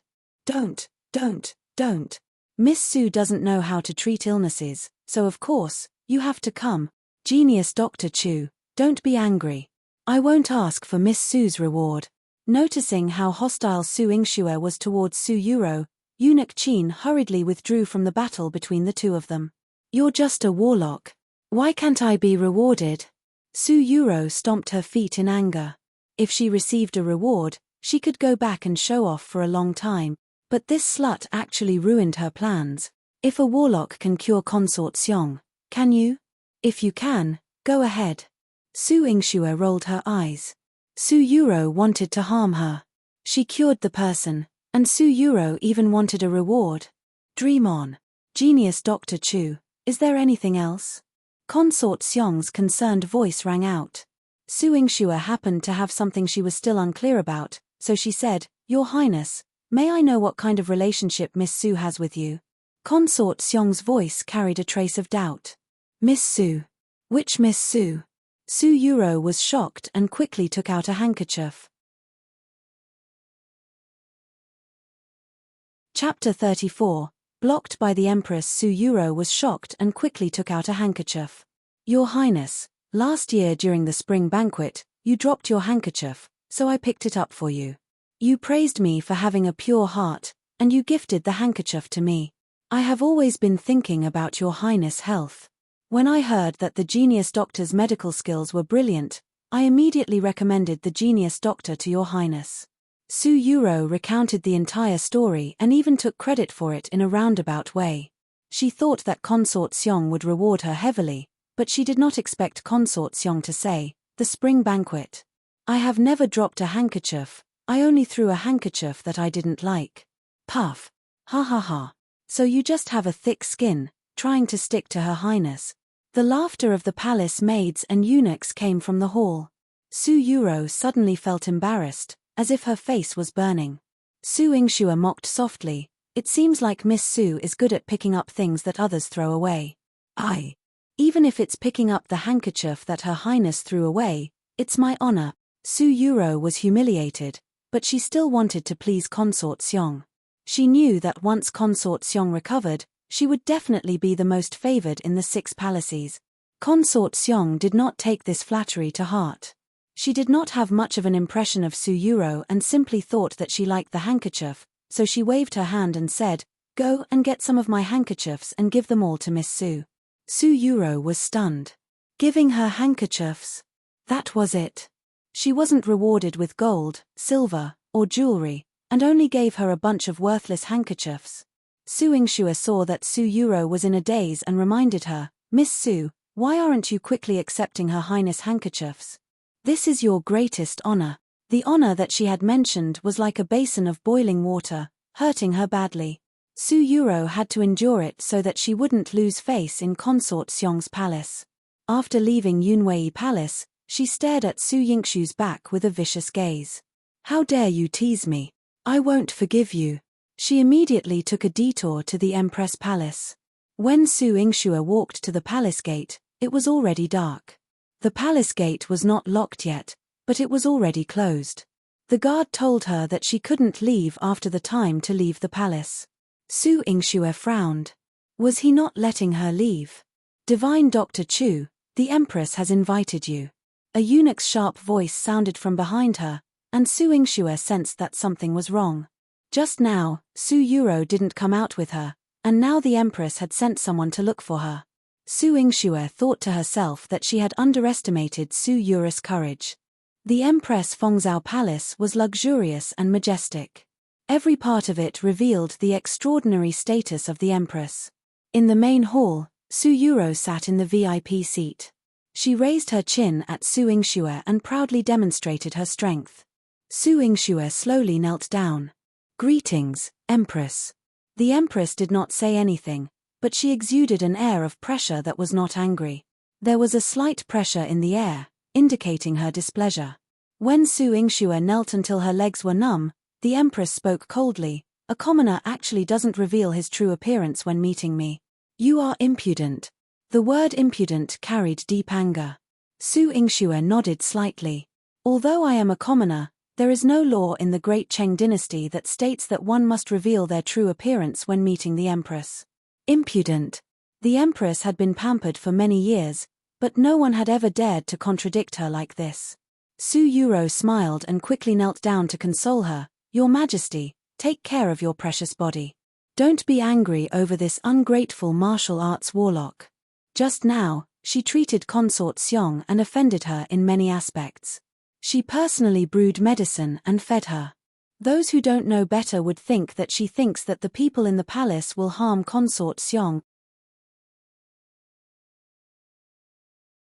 Chapter 35. I want this person, Your Majesty. The people in the palace are all managed by you. Wouldn't her actions make people suspect you? Her words had kicked Su Yingxue to the gates of hell. The Empress was already dissatisfied with her ability to cure Consort Xiong. Now that Su Yurou had provoked her, the Empress wanted to kill this person even more. "Summon my order, this person was disrespectful to me. Kill her immediately." The Empress acted decisively without any hesitation. "Wait." Su Yingxue raised her head and looked at the Empress. "If Your Majesty kills me, no one will be able to cure Consort Xiong. Temph, are you the only one who knows medicine and is able to save people in our Great Cheng dynasty?" The Empress did not take her words to heart at all. "Even though Your Majesty thinks so, I wonder what the Emperor will think when he hears your words." Su Yingxue's words were like a needle stabbing into the Empress' heart. She remembered that in her previous life, the relationship between the Emperor and the Empress was not good. The Empress family was strong and powerful. She also had 2 princes and had very high positions in the palace and court. Therefore, she wantonly harmed the Emperor's favorite consort. The Emperor had always been dissatisfied with her. Consort Xiong's poisoning was also related to her. If the Emperor knew that it was her who delayed Consort Xiong's illness, then there would definitely be a huge dispute between the two of them. The Empress was a woman who needed to rely on the Emperor. If she offended the emperor too deeply, she would not have a good ending. Her sharp eyes stared at Su Yingxue. Are you threatening me? Your Majesty, you can imagine it yourself. The empress was furious. How dare you? Su Yingxue was still kneeling obediently, but the empress' killing intent toward her grew stronger. No matter what, I will take your life today. Su Yurou was secretly delighted, but she still maintained her goody two-shoes act and said softly and timidly, Your Majesty, please calm down. Don't hurt your body because of these lowly people. Su Yingxue calculated the time. The emperor should have gone to see Consort Xiong and knew that she was trapped in the Empress Palace. He would not let her, the only person who could cure Consort Xiong, die here. What are you waiting for? Are you waiting for the emperor to save you? The empress' smile carried a hint of viciousness. Let me tell you, even if the emperor came today, I still won't let you walk out alive. Men, take off her hat first and let me see who she is, then drag her down and beat her to death. Su Yingxue was surrounded by palace servants. Just as she was about to deal with them and stall for time, an even heavier pressure suddenly pressed down on her. This pressure scared off the people surrounding her, and she suddenly felt much more relaxed. I want this person. His cold and arrogant voice carried a hint of seductive charm. Su Yingxue looked sideways and saw Yihan, who was dressed in a black python robe, walking over slowly. He was covered in moonlight, and his alluring face was shockingly beautiful. The corners of his mouth curled into an evil smile, which was evil and charming.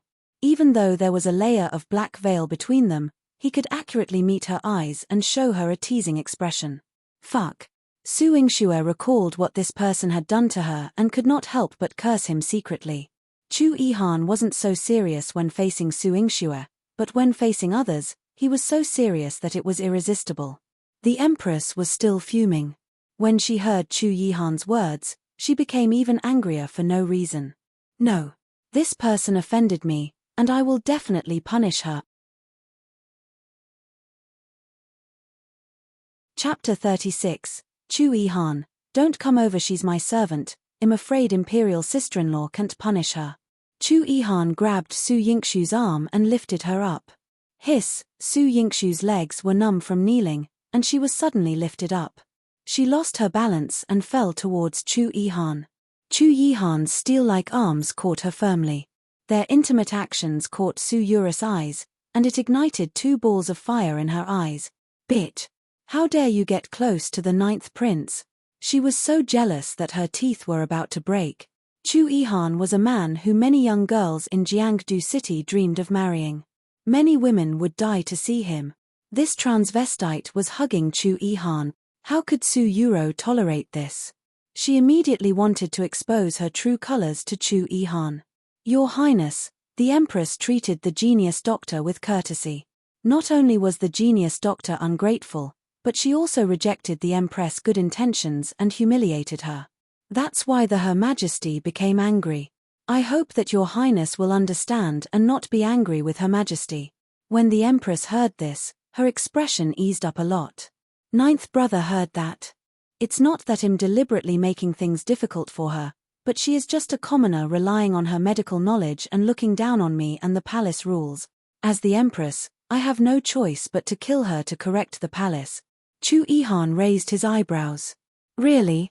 He lowered his head and looked at Su Yingxue. You look down on the Empress and the palace rules? Su Yingxue licked her lips. How was she going to explain? She had indeed done so, but she had done it to save her own life and was waiting for the emperor to save her for Consort Xiong. Yihan was still waiting for Su Yingxue to answer him. Su Yingxue was too lazy to explain to him, so she nodded. Yihan raised his eyebrows. She was indeed different. Imperial sister-in-law, if there's nothing else, I will take her away first. Su Yingxue was speechless. Was His Highness going to look down on the palace rules and the Empress with her? There was a problem with what she did, but it didn't seem to be a problem for Yihan to do so. The Empress shouted angrily, Stop! 9th brother, I won't allow it. Su Yurou also hurriedly advised, Your Highness, don't be angry with the Empress for a commoner. Yihan didn't take Su Yurou seriously at all. He turned to look at the Empress and said, I'll take her away. He took Su Yingxue away and left the messy atmosphere behind in Fengzhou Palace.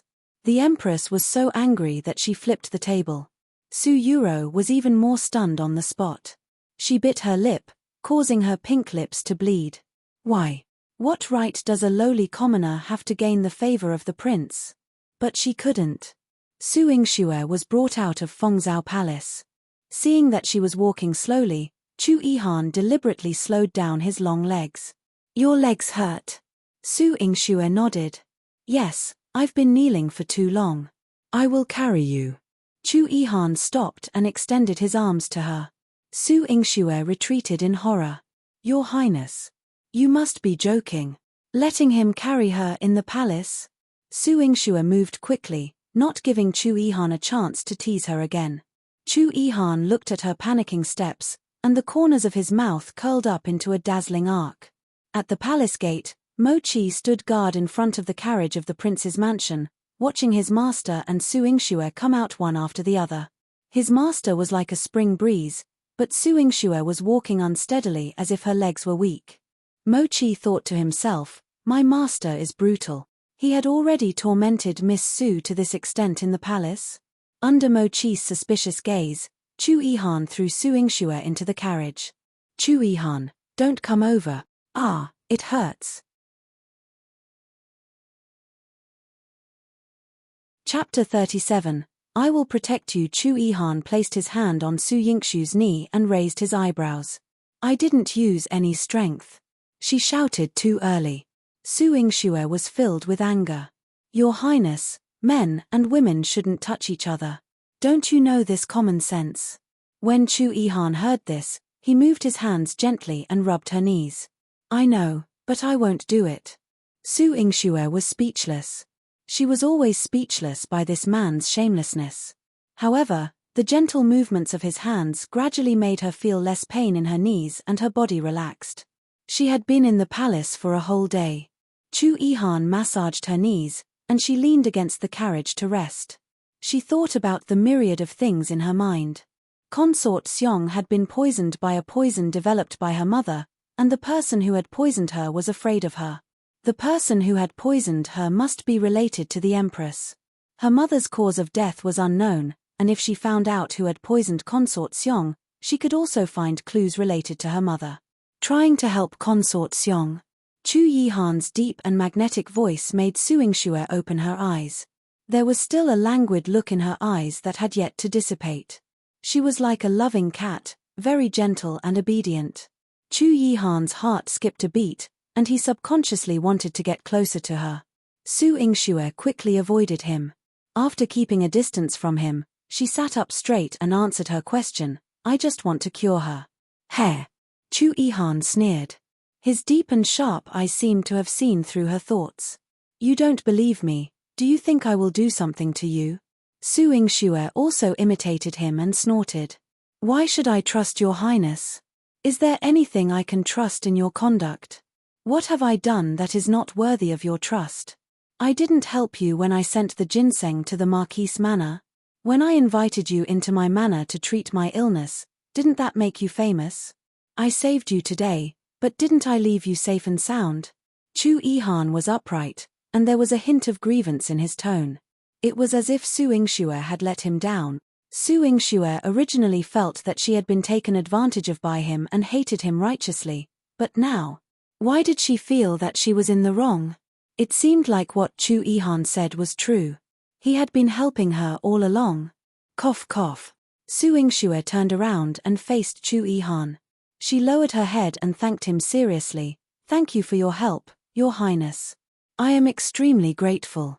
However, treating Consort Xiong today is just like what Your Highness said, it's troubled waters, so it's better not to implicate you. Fearless. Yihan's handsome face had a casual expression. Su Yingxue felt her heart heat up. This man was noble and domineering. She originally had no power to resist in front of him. However, everything he did made her want to trust him and tell him what she wanted to do. I want to find the murderer who poisoned Consort Xiong because the poison that Consort Xiong was poisoned with is related to my mother. She blurted out the words out of nowhere. Yihan's eyebrows twitched slightly. All right, Do it without worry. I'll protect you. Su Yingxue was stunned. Your Highness, with me here, you still don't feel at ease. Chu Yihan raised his eyebrows. Was he not strong enough for her to feel? No. Su Yingxue shook her head.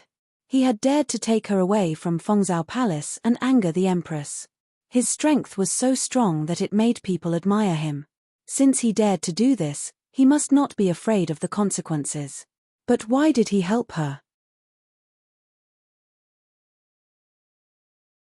Chapter 38. Snatching the letter. Chu Yihan's ability to read people's minds was especially effective against Su Yingxue. He patted Su Yingxue's head. Don't worry and do it. With me around, no one will dare to touch you. Su Yingxue's face turned red. She quickly put on her hood again and said uncomfortably, Thank you, Your Highness. I will remember your thanks and will ask for a gift from you. Chu Yihan was very pleased with himself. He sent Su Yingxue to the medical center. He knew that it was not convenient for her to return to the Marquise Manor like this. After she got out of the carriage, he immediately left. Su Yingxue stood at the entrance of the medical center and was stunned for a while. The temperature in her chest kept rising, and her face was flushed red. Chu Yihan's words were still lingering in her mind. I don't like the people that you dislike too. So, did he like her? Impossible. Su Yingxue shook her head and quickly threw this thought away. It was a little scary. Miss, you're finally back. Are you okay? Manager Qi was still waiting in the center. When he saw Su Yingxue's flushed face, he quickly showed concern. Su Yingxue shook her head. I'm fine. I'll go change first. She went upstairs. She originally wanted to change her clothes and return to the Marquise Manor to rest, but after going through the matters in the palace again, she decided to go through her mother's handwritten letter again. The medical books and classics left behind by her mother were all stored in a small courtyard behind the medical center. No matter how meager the income of the medical center was over the years, Manager Qi had kept this place well protected and tidied up. Su Yingxue took out a small box from a hidden corner and unlocked it. She took out the handwritten letter inside. It was already somewhat rolled up, but what was recorded inside was all her mother's hard work. Su Yingxue flipped to the page that wrote Drunken Beauty and saw that among the herbs needed to make the Drunken Beauty, there was a rare poison called shijiao. Just as she was engrossed in reading, little Ginseng suddenly shouted, Quickly dodge. Su Yingxue dodged as fast as lightning, but a strand of her hair was still cut off. A thin sharp sword was pointed at her again. It stopped just an inch away from the tip of her nose, and the blade split open a door behind her. Boom! There was a loud bang. Under the dim light, Su Yingxue saw a pair of eyes that were different from ordinary people. They were like a ferocious beast that had swallowed the entire night sky. There was a dark purple at the end of his eyes, and killing intent suddenly appeared. They were deep and dark. Su Yingxue had an accurate feeling that anyone he looked at would definitely die, dying under his lightning-fast sword. However, he did not kill her. Su Yingxue suppressed the fear in her heart and tried her best to remain calm as she asked, Who are you? What do you want? The man's voice was naturally hoarse. Silver Moon Pavilion wants the thing in your hand. Silver Moon Pavilion? A hint of surprise flashed across Su Yingxue's eyes. She followed the man to a palace. She didn't remember the way because she was blindfolded. The interior of the hall was cold and oppressive. The colors were dark, and most of the decorations were red. In front of Su Yingxue, there were layers of red gauze curtains. Through these curtains, she saw the outline of a woman. She had a graceful figure as she sat on the throne. A large red lotus was embroidered at the end of her black gauze dress. She treated Su Yingxue politely and said gently, I'm sorry, Miss Su. I invited you to the Silver Moon Pavilion so late at night. It's because the assassin we sent this time was insensible. After saying that, she moved her finger. The man who brought Su Yingxue here, who was also standing behind her, was whipped ruthlessly.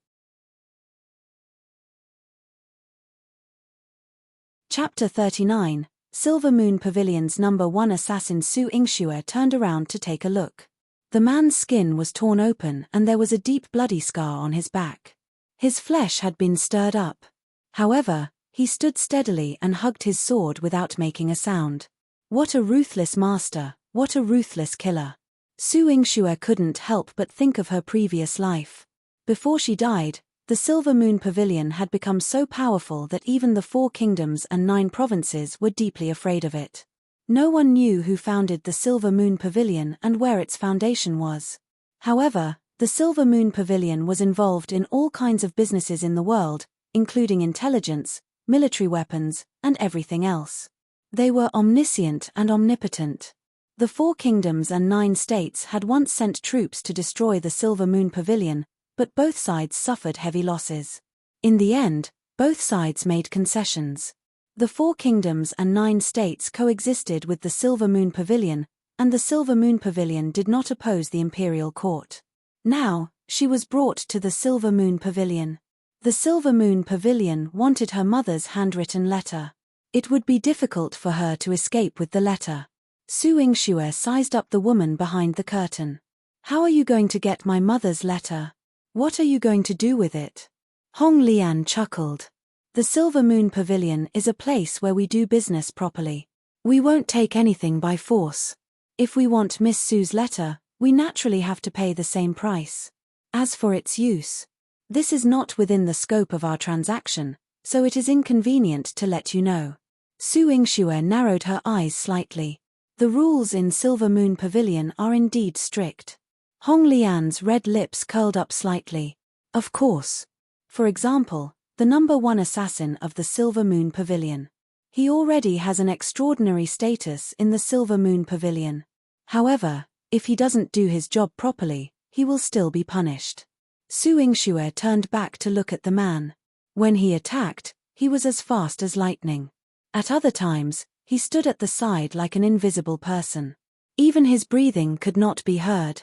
However, Su Yingxue could imagine that if he wanted to kill her, she would not be able to struggle for more than 3 seconds. Therefore, she turned her attention back to the deal with Hong Lian. You should know that I have a medical center and a grain and oil store. I earn a lot of money every day, so I won't be short of money for the time being. Miss Su, what if I give wealth that even the Marquise Manor cannot compare to? Would you be willing to consider it? Hong Lian asked with a smile. Su Yingxue also curled her lips. She held the letter and smiled faintly. I didn't expect my mother's letter to be worth more than a Marquise Manor. But do you have any other way of trading? It's a pity to exchange money for such a precious letter from my mother. Ha ha ha, Miss Su, you're really smart. Hong Lian clearly did not expect Su Yingxue to have such a huge change. In her intelligence records, Su Yingxue had suddenly turned from an idiot to intelligent, bold, and decisive. However, her current appearance, as well as her calm and quiet demeanor in the Silver Moon Pavilion, was not something a 16-year-old girl should have. Su Yingxue didn't waste any time talking to her. Just tell me, are you going to exchange or not? It seems that Miss Su has taken a fancy to something. What do you want to exchange with the Silver Moon Pavilion? Intelligence, medicinal herbs, the position of imperial concubine, or your sister's life? Su Yingxue shook her head. None of these. She turned around and pointed her slender fingers at the man whose breathing was undetectable. I want him. The man looked up at her and immediately returned to his invisible state. Hong Lian chuckled. Miss Su, you have sharp eyes. He is indeed one of the top 10 most valuable trading items in our Silver Moon Pavilion. Chapter 40. Cheated an assassin. Since it's a trade item, then it can be traded. The Silver Moon Pavilion should also abide by the rules. As long as you give him to me, I will trade my mother's letter with you. Su Yingxue's eyes were fixed on the man. She couldn't attract the man's attention at all, but she could smell something unusual from the man's blood. Little Ginseng reminded her, this person won't live long, you'll lose out if you exchange with her. Su Yingxue curled her lips. Can't I just cure him? Little Ginseng was very doubtful. Can you do it? If I can't do it, you can. Little Ginseng was speechless. This damned teammate. Hong Lian couldn't bear to trade with Su Yingxue. But when she thought about the identity of the buyer of this letter from the Silver Moon Pavilion, she sighed. Sigh, all right. From now on, this person belongs to Miss Su. What's his name? Su Yingxue asked. Hong Lian replied, since he is no longer a member of the Silver Moon Pavilion, he cannot use the Silver Moon Pavilion's name. He is Miss Su's person. You can call him whatever you want to call him. Su Yingxue walked closer to him and held his hand. She asked curiously, what do you want to be called? The man didn't move and spat out like a block of wood. Nothing. Su Yingxue had already felt his pulse. His martial arts were strong, but he was poisoned and would not live long. She took out a pill and stuffed it into his mouth. You shall be called Ziwei from now on. Your eyes are very beautiful. After Su Yingxue said that, the man reacted. The gloominess in his eyes seemed to have fallen into a ray of light. Ziwei? You don't like it? Ziwei shook his head. No. Su Yingxue fed him the medicine, but he didn't ask and just ate it obediently. Su Yingxue poked him. Aren't you afraid that it's poison? Master, my life is yours. Ziwei's words were concise and comprehensive. He did not say a word, but his gaze made Su Yingxue even more certain that he would definitely use his life to be loyal to her. Ziwei, since you call me master, you must listen to me no matter what I say. Whatever I order you to do, you have to do it. Su Yingxue patted his shoulder solemnly. Ziwei opened his eyes, and the purple color at the end of his eyes was filled with bloodlust. I will obey master's orders. Seeing them dawdling, Hong Lian could not help but remind them, Miss Su, I've given him to you. It's time to give me the letter. Yes, here you go. Su Yingxue handed the letter to Hong Lian's men and asked them to present it to Hong Lian. Hong Lian received the letter. After confirming that it was the real thing, she smiled in satisfaction. Miss Su, it's been a pleasure working with you. Su Yingxue's smile had a hint of gloominess. Ziwei, help me snatch the letter back and take me away from here.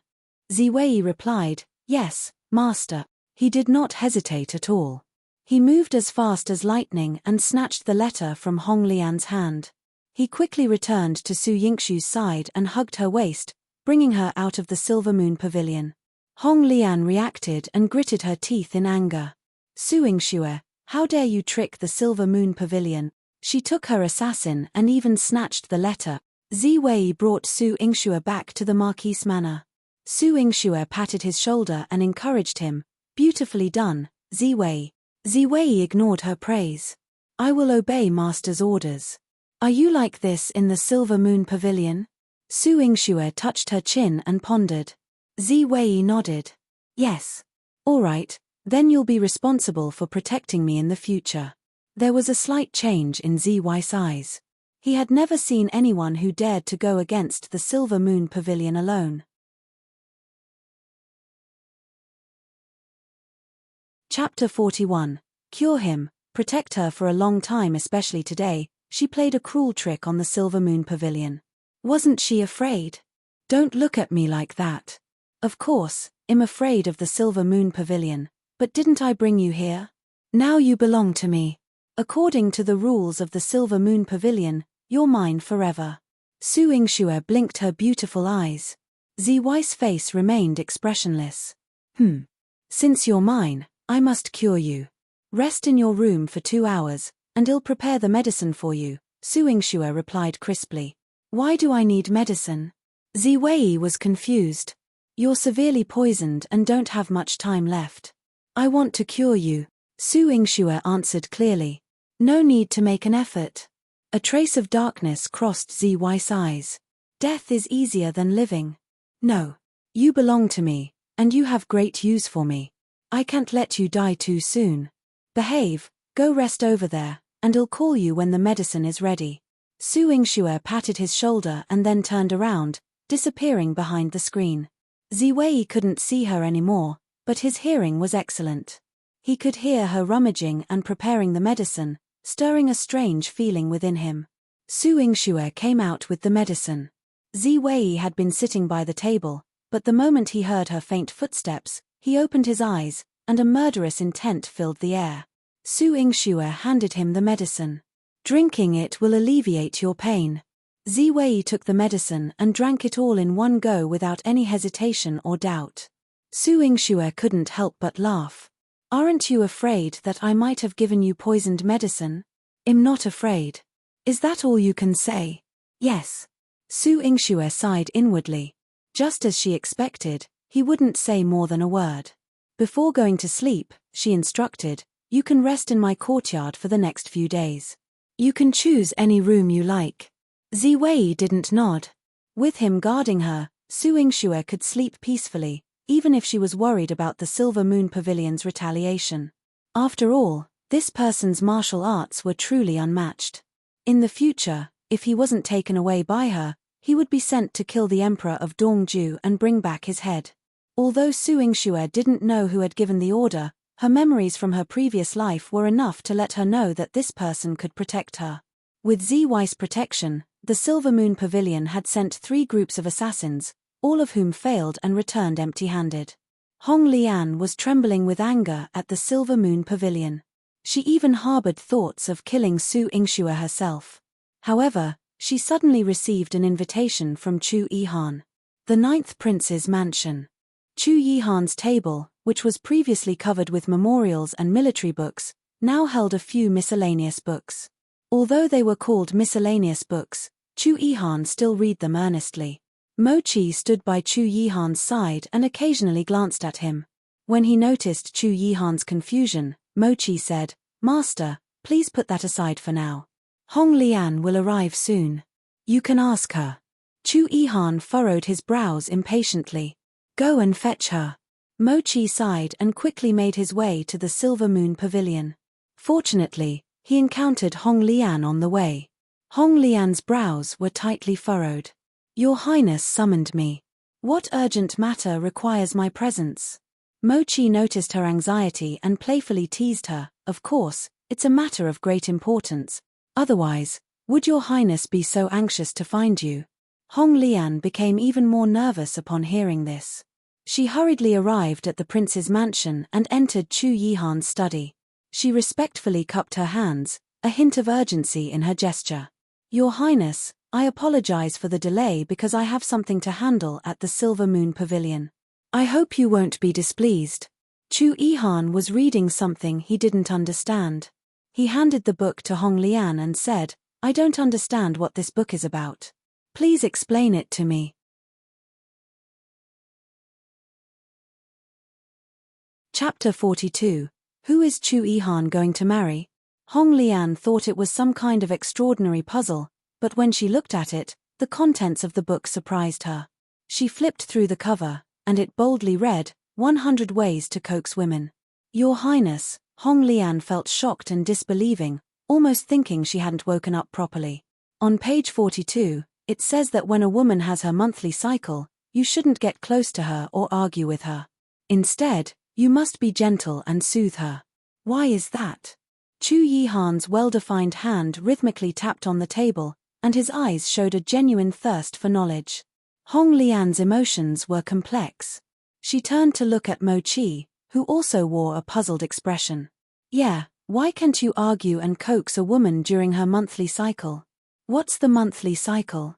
Does it come every month? Hong Lian was speechless. She wanted to smack Mochi's head. Your Highness, please forgive Hong Lian's ignorance. Why are you suddenly reading these books? You're not yet married, so it seems unnecessary for you to go through them. Hong Lian's heart trembled, concealing her deep respect and admiration. But the pain was hard to conceal. She knew that the woman who made Chu Yihan read these books was not her. But who was she exactly? I'm intending to marry a princess, and Mochi found these books, saying they should be read before marriage. Chu Yihan furrowed his brow. He was a genius widely praised throughout the great Cheng dynasty, and he had never encountered a problem he couldn't solve. However, he truly didn't understand some of the content in these books, nor did he know how to put them into practice. For example, the part about not getting close to her just now. Whenever he was with Su Yingxue, he couldn't help but want to be close to her. If he married her in the future, not being able to get close to her for several days was something he couldn't bear. Who does Your Highness intend to marry? What woman has caught Your Highness' eye? Hong Lian felt as if her heart had been struck heavily, forgetting about the difference in their status and revealing her inner pain. Hong Lian, this isn't something you should ask. Mochi quickly pulled her back and discreetly reminded her. The air suddenly became heavy and stifling. Hong Lian lowered her head and apologized. Your Highness, I have overstepped my bounds. Please forgive me, Your Highness. Chu Yihan grunted in acknowledgement, his voice clearly showing displeasure. He asked her to bring the book over. Do you know why? Hong Lian forced a bitter smile, every word carrying a tinge of bitterness. The monthly cycle refers to a woman's menstrual cycle, which occurs for 3 to 7 days each month. During this time, a woman's body is weakened, and she becomes irritable and easily angered. That's why you shouldn't get close to her and need to be patient and understanding in your interactions.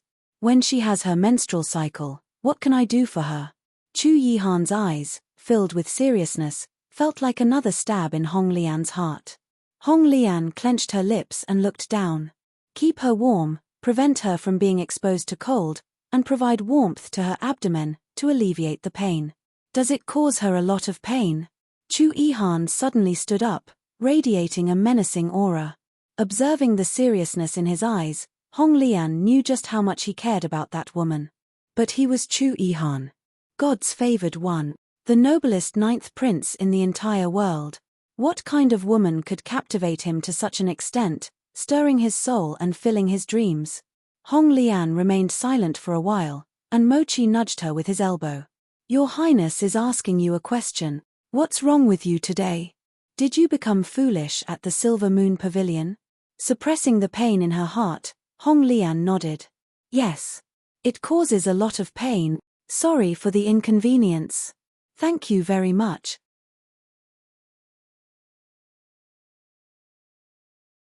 Chapter 43.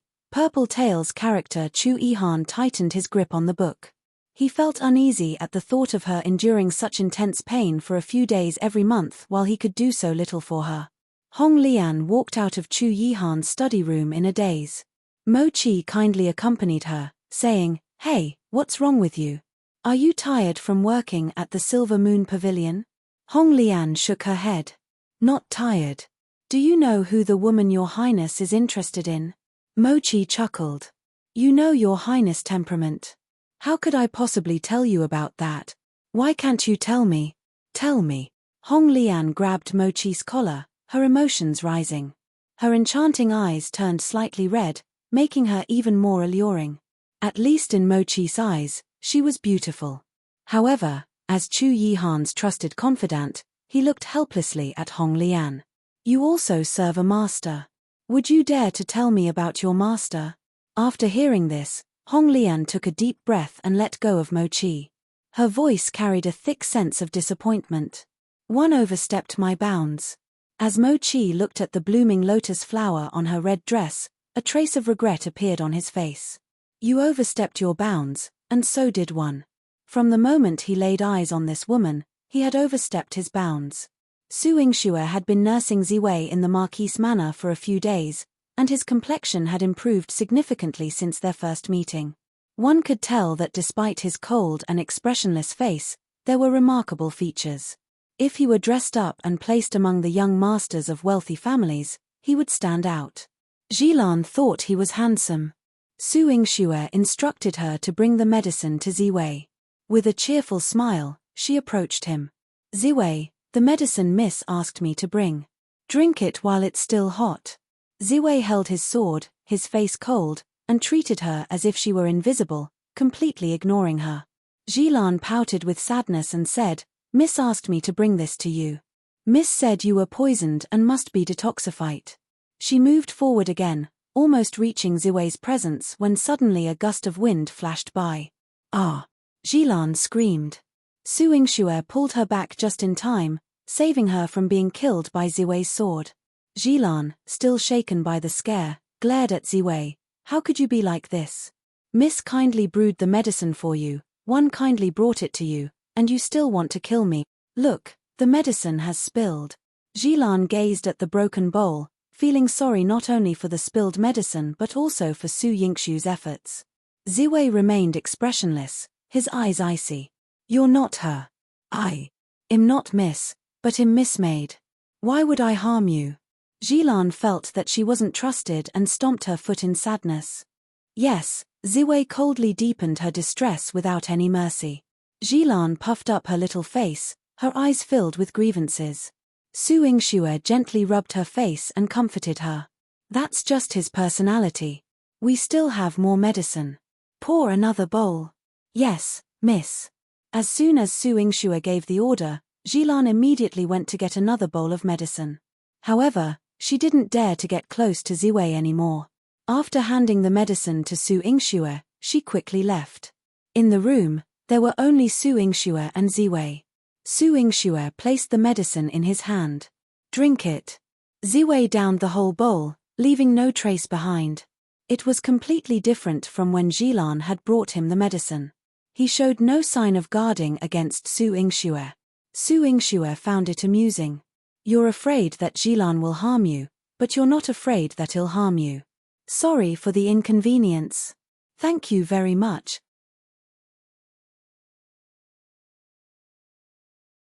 Chapter 44. Chengye acting on the edict. It doesn't matter. Ziwei's eyes were gloomy, and his cold, emotionless statement made Su Yingxue sense a hint of desolation. I remember you said that it doesn't matter if it's the master wants to take your life. Ziwei nodded.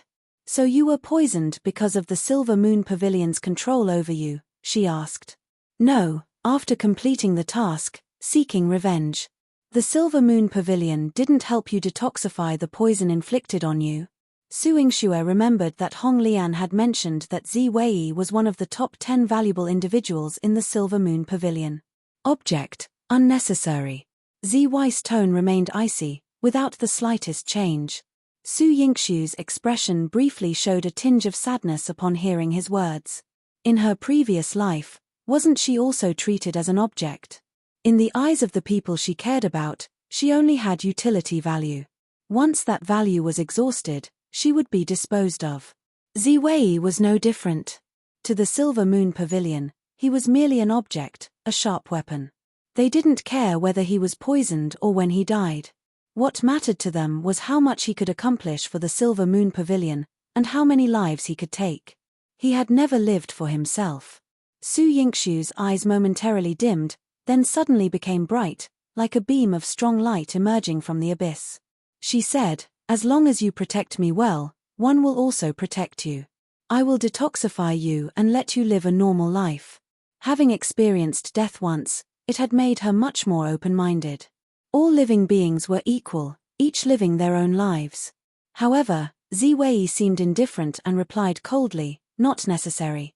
Su Yingxue sighed, placing her hand on her forehead. What would happen if you said just one more word? Can't they communicate properly? Su Yingxue thought. No, Ziwei replied. Su Yingxue felt exasperated. Indeed, one more word. Well, forget it. She would change her long-term goal into a short-term one, focusing on keeping him alive for now. With Ziwei protecting her on behalf of the Silver Moon Pavilion, Su Yingxue wasn't too concerned.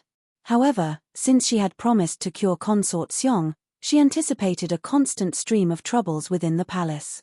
This morning, she had been contemplating countermeasures when someone came knocking on her door. Clad in a moon-white brocade robe with delicate golden patterns, outlining the aura of a prince, Chengye instantly became the center of attention upon his arrival. Inside the medical clinic, several married women blushed and turned their faces away. 2 rows of guards stood behind Chengye, carrying a box. He looked ahead arrogantly. Where is the boss? Come out immediately.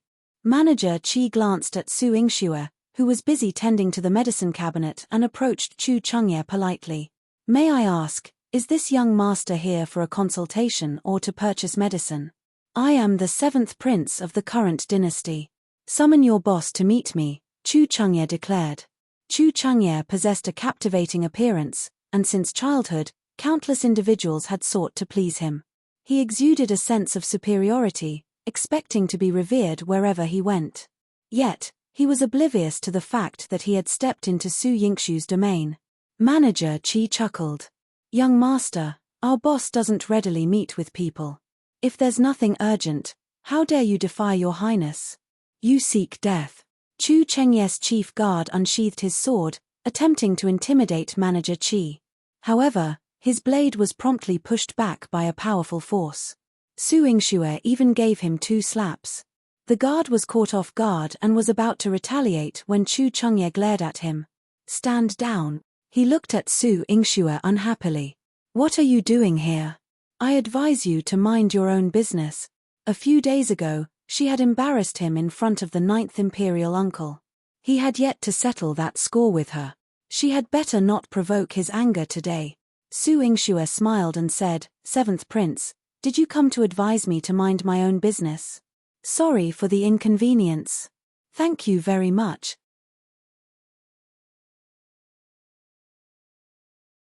Chapter 45, Su Yingxue, don't give me too much. Are you the owner of this clinic? Chu Chengye's eyes held both shock and disbelief. Seeing Manager Qi's respectful attitude towards Su Yingxue, he had no choice but to believe that Su Yingxue was the one who owned this clinic. Su Yingxue tidied up the stray hair on her forehead. "Didn't my sister tell you about our extraordinary relationship? Why didn't she inform you?" "Su Yingxue, don't take advantage of me. Come here." Chu Chengye forcefully dragged Su Yingxue to the back hall. He frowned, and his eyes were filled with disgust and inquiry. "Where did you get the money to open a clinic? And that genius doctor, where did you find him? What does it have to do with you, Your Highness?" Su Yingxue looked down at her hand. "How does it not concern me? Su Yingxue, you are engaged to me, and your blatant appearance in public like this is simply ruining my reputation. Call the genius doctor in your clinic immediately. I want to take her away." Chu Chengye felt indignant. It turned out that Su Yingxue, who had been pursuing him, was capable. It had only been a few days since he treated her coldly, and she had managed to establish such a large clinic and hire such a skilled doctor. She was deliberately deceiving him. "Your Highness, if you haven't fully woken up yet, go back and get some more sleep. I'm busy here and don't have time for you." Su Yingxue sneered and shook off Chu Chengye's hand, ready to leave. "Su Yingxue, don't blame me for not giving you face." Chu Chengye raised his chin and ordered his men to open the box. Inside, tire box was filled with glittering, golden light that dazzled many people's eyes. "This is enough to buy 10 of your clinics. One want your clinics and your people," Chu Chengye declared arrogantly. "So much gold." Su Yingxue's eyes showed a hint of disbelief. Chu Chengye, seeing her reaction, snorted coldly, and his disdain for Su Yingxue deepened. Su Yingxue clicked her tongue and sighed, "Your Highness, this amount of gold is too little for my clinic." She waved her hand. "Manager Qi, throw it out." "Yes, miss." Manager Qi called over a few assistants and carried the box out. Following Su Yingxue's instructions, they threw the box out. As a result, when Chu Chengye's chest of gold spilled out onto the street, it caused a commotion, and people started scrambling for it. "Are you all useless? Hurry up and go after them," Chu Chengye angrily commanded his subordinates. He turned around and glared at Su Yingxue. "How dare you go against me?" Su Yingxue nonchalantly popped a meatball into her mouth, wearing an innocent expression. "It's not the first rhyme. Why are you so surprised, Your Highness?" "Poochie." Manager Qi couldn't help but burst into laughter. Even Wu Jinyang covered half of her face, chuckling softly. "Su Yingxue, what do you want to hand over that genius doctor?" Chu Chengye's fair complexion turned red with anger. Su Yingxue looked at him playfully. Even the anger she caused him was bearable for him. It seemed that the Empress had given him a task to find someone here, but due to her connection with Liang Jin, he didn't dare to act rashly, so he resorted to using gold. However, that box of gold was truly insufficient. "The price one want, Your Highness can't afford." "Your Highness, the door is over there. Take your time leaving," Su Yingxue said with a polite smile. "Stubborn." Chu Chengye shouted coldly and stormed out. He hadn't completed the task given by his mother, but he couldn't resort to violence in the clinic. Su Yingxue's attitude had ignited an unprecedented anger within him. "Sorry for the inconvenience. Thank you very much."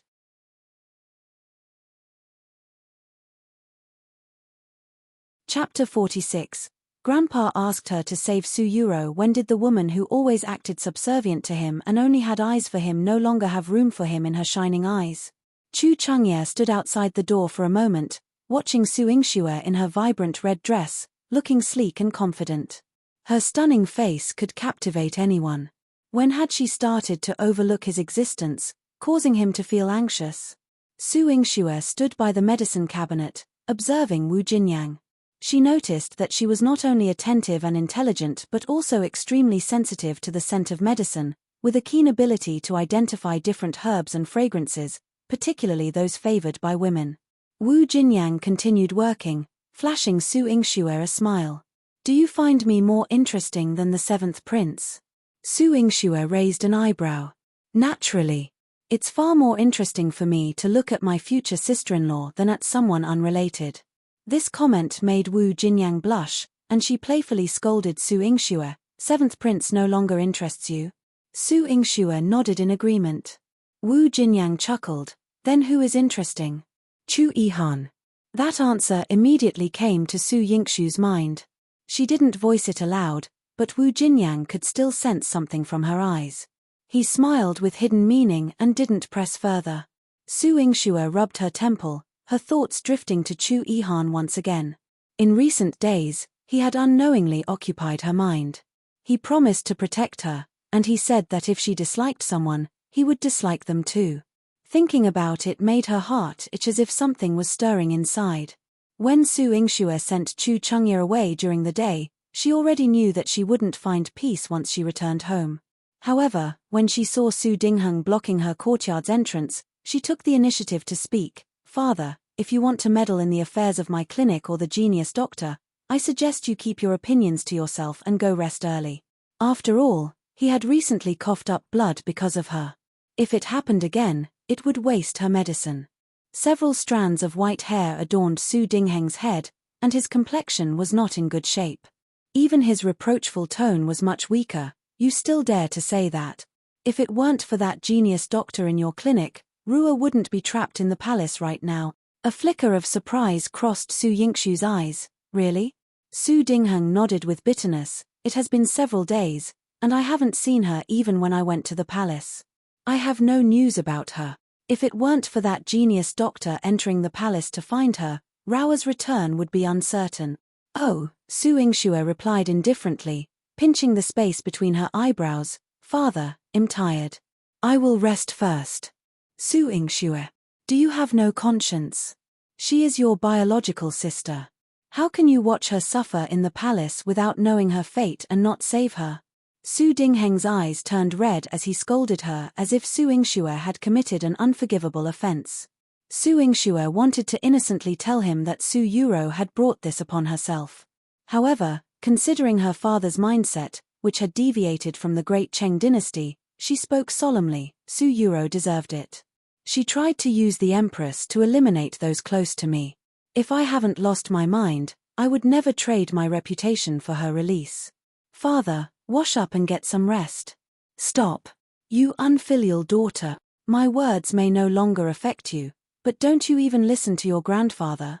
Su Dingheng suppressed his anger and handed Su Yingxue a handwritten letter. "It's a letter from your grandfather. Handle it as you see fit. Sorry for the inconvenience." "Thank you very much."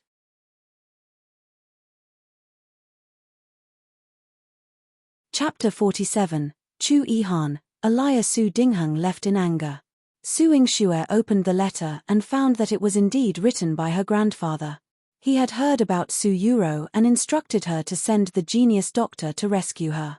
Although her grandfather was stationed at the border, Su Yingxue always followed his words and would fulfill his instructions. That night, Su Yingxue had a dream. She saw her grandfather, with his sturdy figure, falling amidst a battlefield, and she was powerless to help him, unable to even extend a hand. Phew!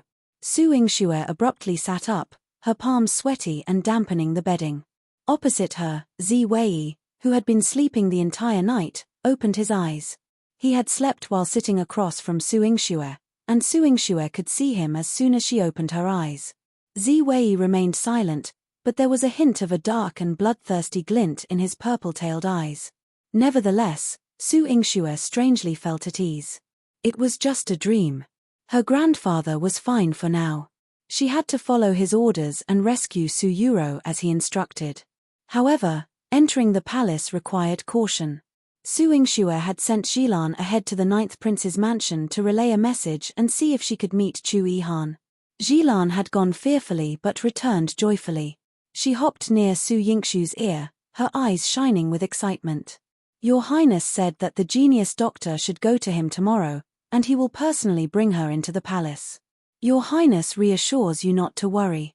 He will take care of the genius doctor as a favor to you, miss. Su Yingxue's heart skipped a beat, and a blush appeared on her fair face. Did he say that?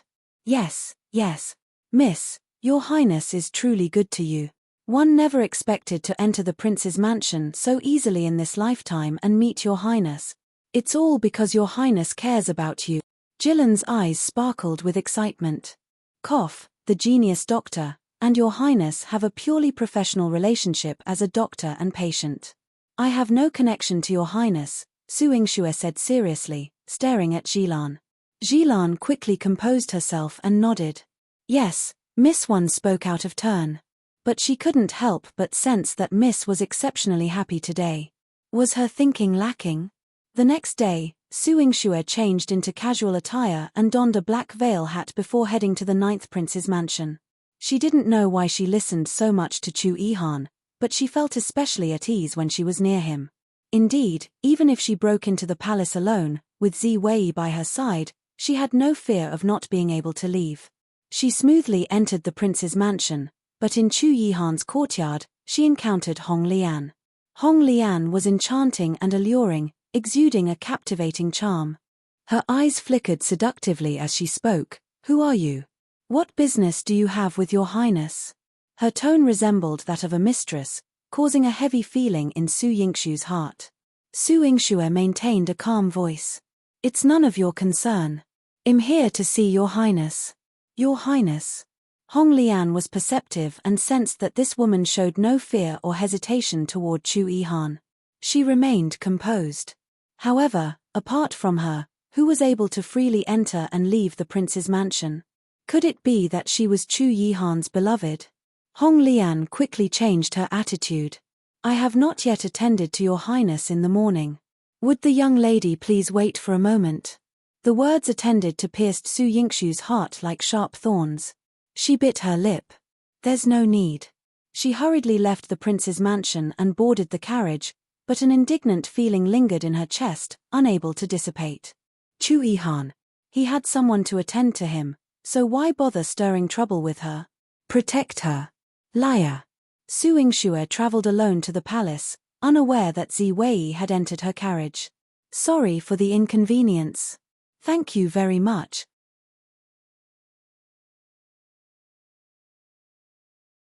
Chapter 48. Yihan missed her when the carriage came to a stop. Ziwei finally spoke. We've arrived. Su Yingxue was startled. When did you come? Ziwei's voice remained hoarse. At the prince's mansion. Upon hearing his brief response, Su Yingxue inexplicably became angry. Fine, I'll go in first. You follow closely behind me and watch.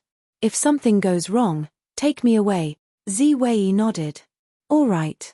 To others, the inner palace was a place that they could never enter or infiltrate in their lifetime, but for Ziwei, it was not a difficult task to bring Su Yingxue out. However, he noticed that she was unhappy today. Yihan had been waiting in the mansion for half a day but hadn't seen Su Yingxue. He sent Mochi to the clinic to inquire, only to find out that the genius doctor had already entered the palace. Mochi returned with the report, Master, did the genius doctor not receive your message? You had given instructions. That day, he had personally escorted Su Yingxue's maid back to the Marquise Manor to ensure that Su Yingxue would receive the message. Why didn't Su Yingxue wait for his highness? Yihan looked at the book on his desk. Hong Lian had made annotations with a red pen wherever he didn't understand. He flipped to the page about why women didn't keep their promises and quickly skimmed through it before heading into the palace. Su Yingxue spent another wasted day in the palace.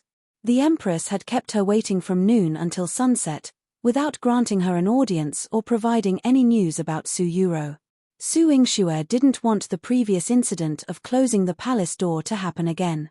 Su Yingxue disregarded the obstruction of the palace servants and walked out of the Fengzhou palace. Stop! The Empress has not given her decree. Who allowed you to leave? A shrill-voiced eunuch pointed his delicate fingers and scolded. Please ask the Empress when she will issue her decree, Su Yingxue replied coldly. Humph! It is your honor to wait for the Empress.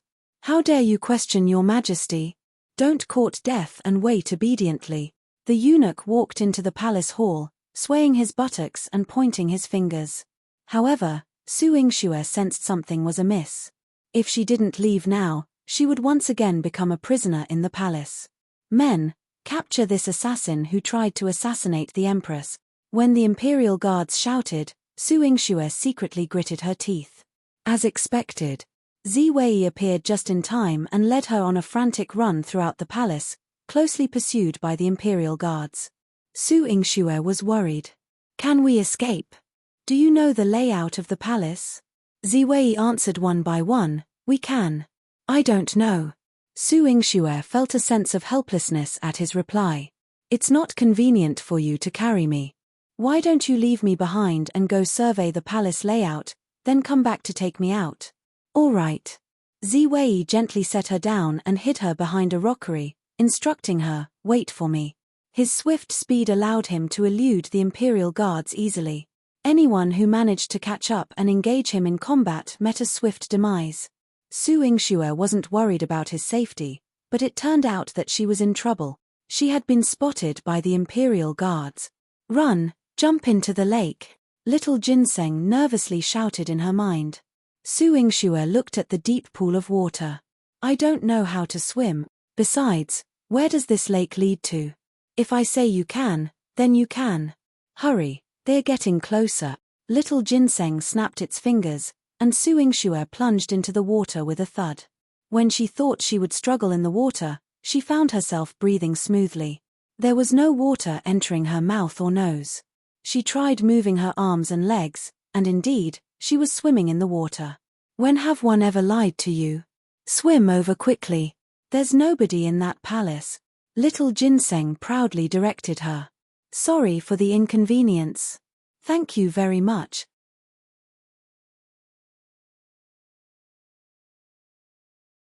Chapter 49. Misled. Su Yingxue swam across the lake under Little Ginseng's instructions. She climbed ashore and found a secluded palace. It seemed like no one had come here for a long time, but the palace was majestic. The owner must have a noble status. Su Yingxue couldn't care less. When there was no one around, she rushed in. The hall was always bright, and there were neatly arranged clothes on the table.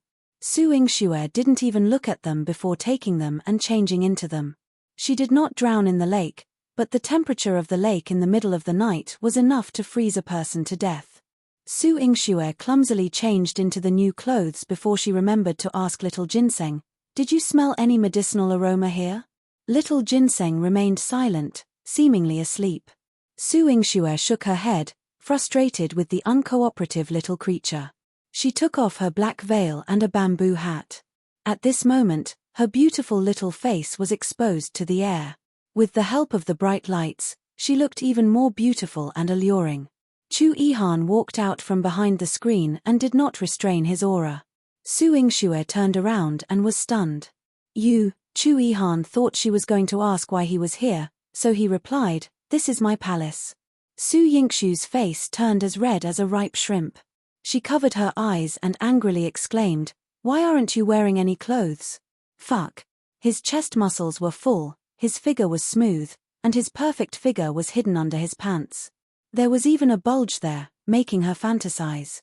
Yihan glanced at Su Yingxue's attire and explained, one was changing and planning to go to Fengzhou Palace. Humph. Su Yingxue coldly sneered, relieved that she hadn't trusted him. If it weren't for Ziwei, if she had waited for him to change clothes and then proceeded to Fengzhou Palace, he would have likely witnessed her tragic demise.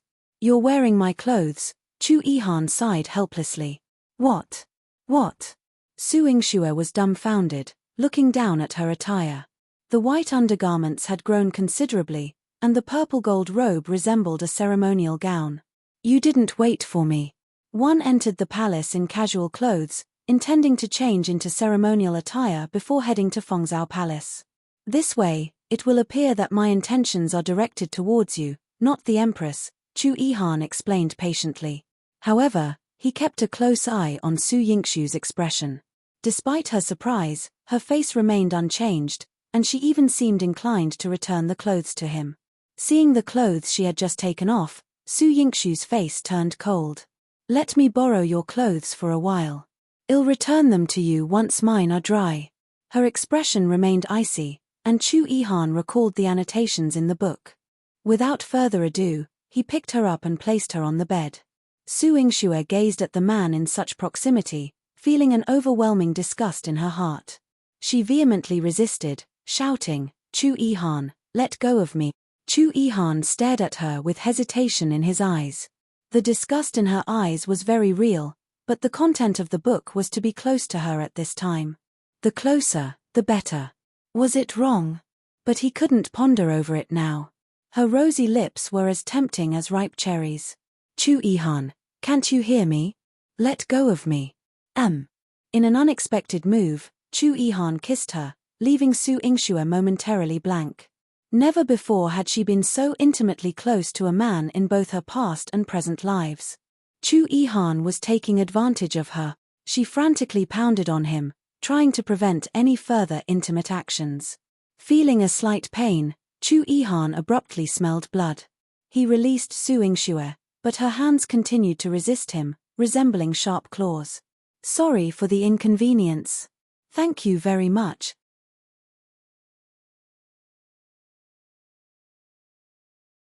Chapter 50. Protect her. The impulse in his body made him want to do more things, but Su Yingxue cried. His heart felt as if it had been splashed with boiling lava. He immediately let go of her. Su Yingxue gritted her teeth and glared at him as she spat out one word coldly, "Shameless." This wasn't the first time she had called him that, but Chu Yihan could sense that this time she was genuinely angry. For the first time, his heart felt somewhat unsettled. He instinctively reached out to wipe the blood from the corner of her mouth, but Su Yingxue coldly slapped his hand away, saying, "Get away. Don't ever touch me again. I feel disgusted." "Su Yingxue, am I really that disgusting to you?" Chu Yihan's heart ached, and his dark, ink-like eyes carried a hidden sadness that was difficult to face directly. "Yes, you disgust me. So please, Your Highness, show some self-respect." Su Yingxue managed to suppress the urge to attack him. Chu Yihan turned around and left the chamber. Not long after his departure, Su Yingxue heard a commotion outside the chamber as the imperial guards began searching the palace. She hurriedly rolled up her clothes, intending to escape, when a man's roar came from beyond the door, "Get out. Your Highness, we have been ordered to search due to an attempt on the Empress' life." Boom. The response that followed was not Chu Yihan's voice, but a domineering and forceful palm strike that sent the line of imperial guards flying. A group of well-trained and highly skilled soldiers scattered before Chu Yihan like fleeing soldiers. Separated by the door, Su Yingxue once again experienced the man's power. If he had wanted to use force on her just now, there was no need to explain the current state she would be in. Chu Yihan returned to the chamber. His voice was clear and cold, tinged with a hint of a bloodthirsty aura. "Stay in the chamber. No one will disturb you. Tomorrow, one will take you away." Su Yingxue coldly snorted, not providing any response. As Chu Yihan watched her slender figure enter the chamber to rest, his eyes filled with increasing confusion. He sat in the chamber, pondering throughout the night, trying to understand where things had gone wrong. The next day, Su Yingxue got up. Her clothes had dried, so she removed them and returned them to Chu Yihan. Chu Yihan had worn only a thin undershirt the previous day. Now, dressed in his court attire, he looked dignified and exuded an overwhelming presence. His entire being emanated a dominance that made it impossible for others to look up to him. Chu Yihan instinctively reached for her hand. 111 escort you out of the palace." Su Yingxue coldly evaded him. "I'll go find Consort Xiong. After I finish treating her, she will arrange for my departure." Your Highness, there's no need for you to trouble yourself. I will accompany you, Yihan said. Although his face remained cold, his voice carried a trace of warmth and protective intent. With Yihan by her side, Yingxue boldly entered Consort Xiong's palace. After not seeing her for some time, Consort Xiong's complexion had improved significantly. Her exotic charm became even more enchanting, and her sapphire-like eyes sparkled. After inviting Yingxue behind the curtains, Consort Xiong asked her to take her pulse while expressing concern. I heard that there was an assassination attempt in Fengzhou Palace yesterday. Genius Dr. Chu, was it you? It was the Empress who forced me into the palace and tried to treat me as an assassin, Yingxue replied calmly, showing no fear of being accused as an assassin. Consort Xiong blamed herself. I'm sorry. One didn't consider everything carefully and made you angry, the Empress. If the Empress didn't have malicious intentions, why would she target me? Your Majesty, it's the Empress who harms others. You should be more forthright, Yingxue said, causing a hint of desolation to appear in Consort Xiong's eyes. For those interested in joining the group, please leave a comment with your QQ. The author will add you to the readers group, where you can urge updates, share spoilers, discuss related content, and receive occasional red packet giveaways. Come and join the fun. Sorry for the inconvenience. Thank you very much.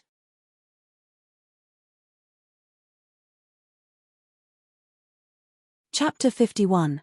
The War Exchange Condition. How could Consort Xiong not hate those who harmed her? However, she had no maternal family to rely on and no children. It was not easy to protect herself, let alone be righteous.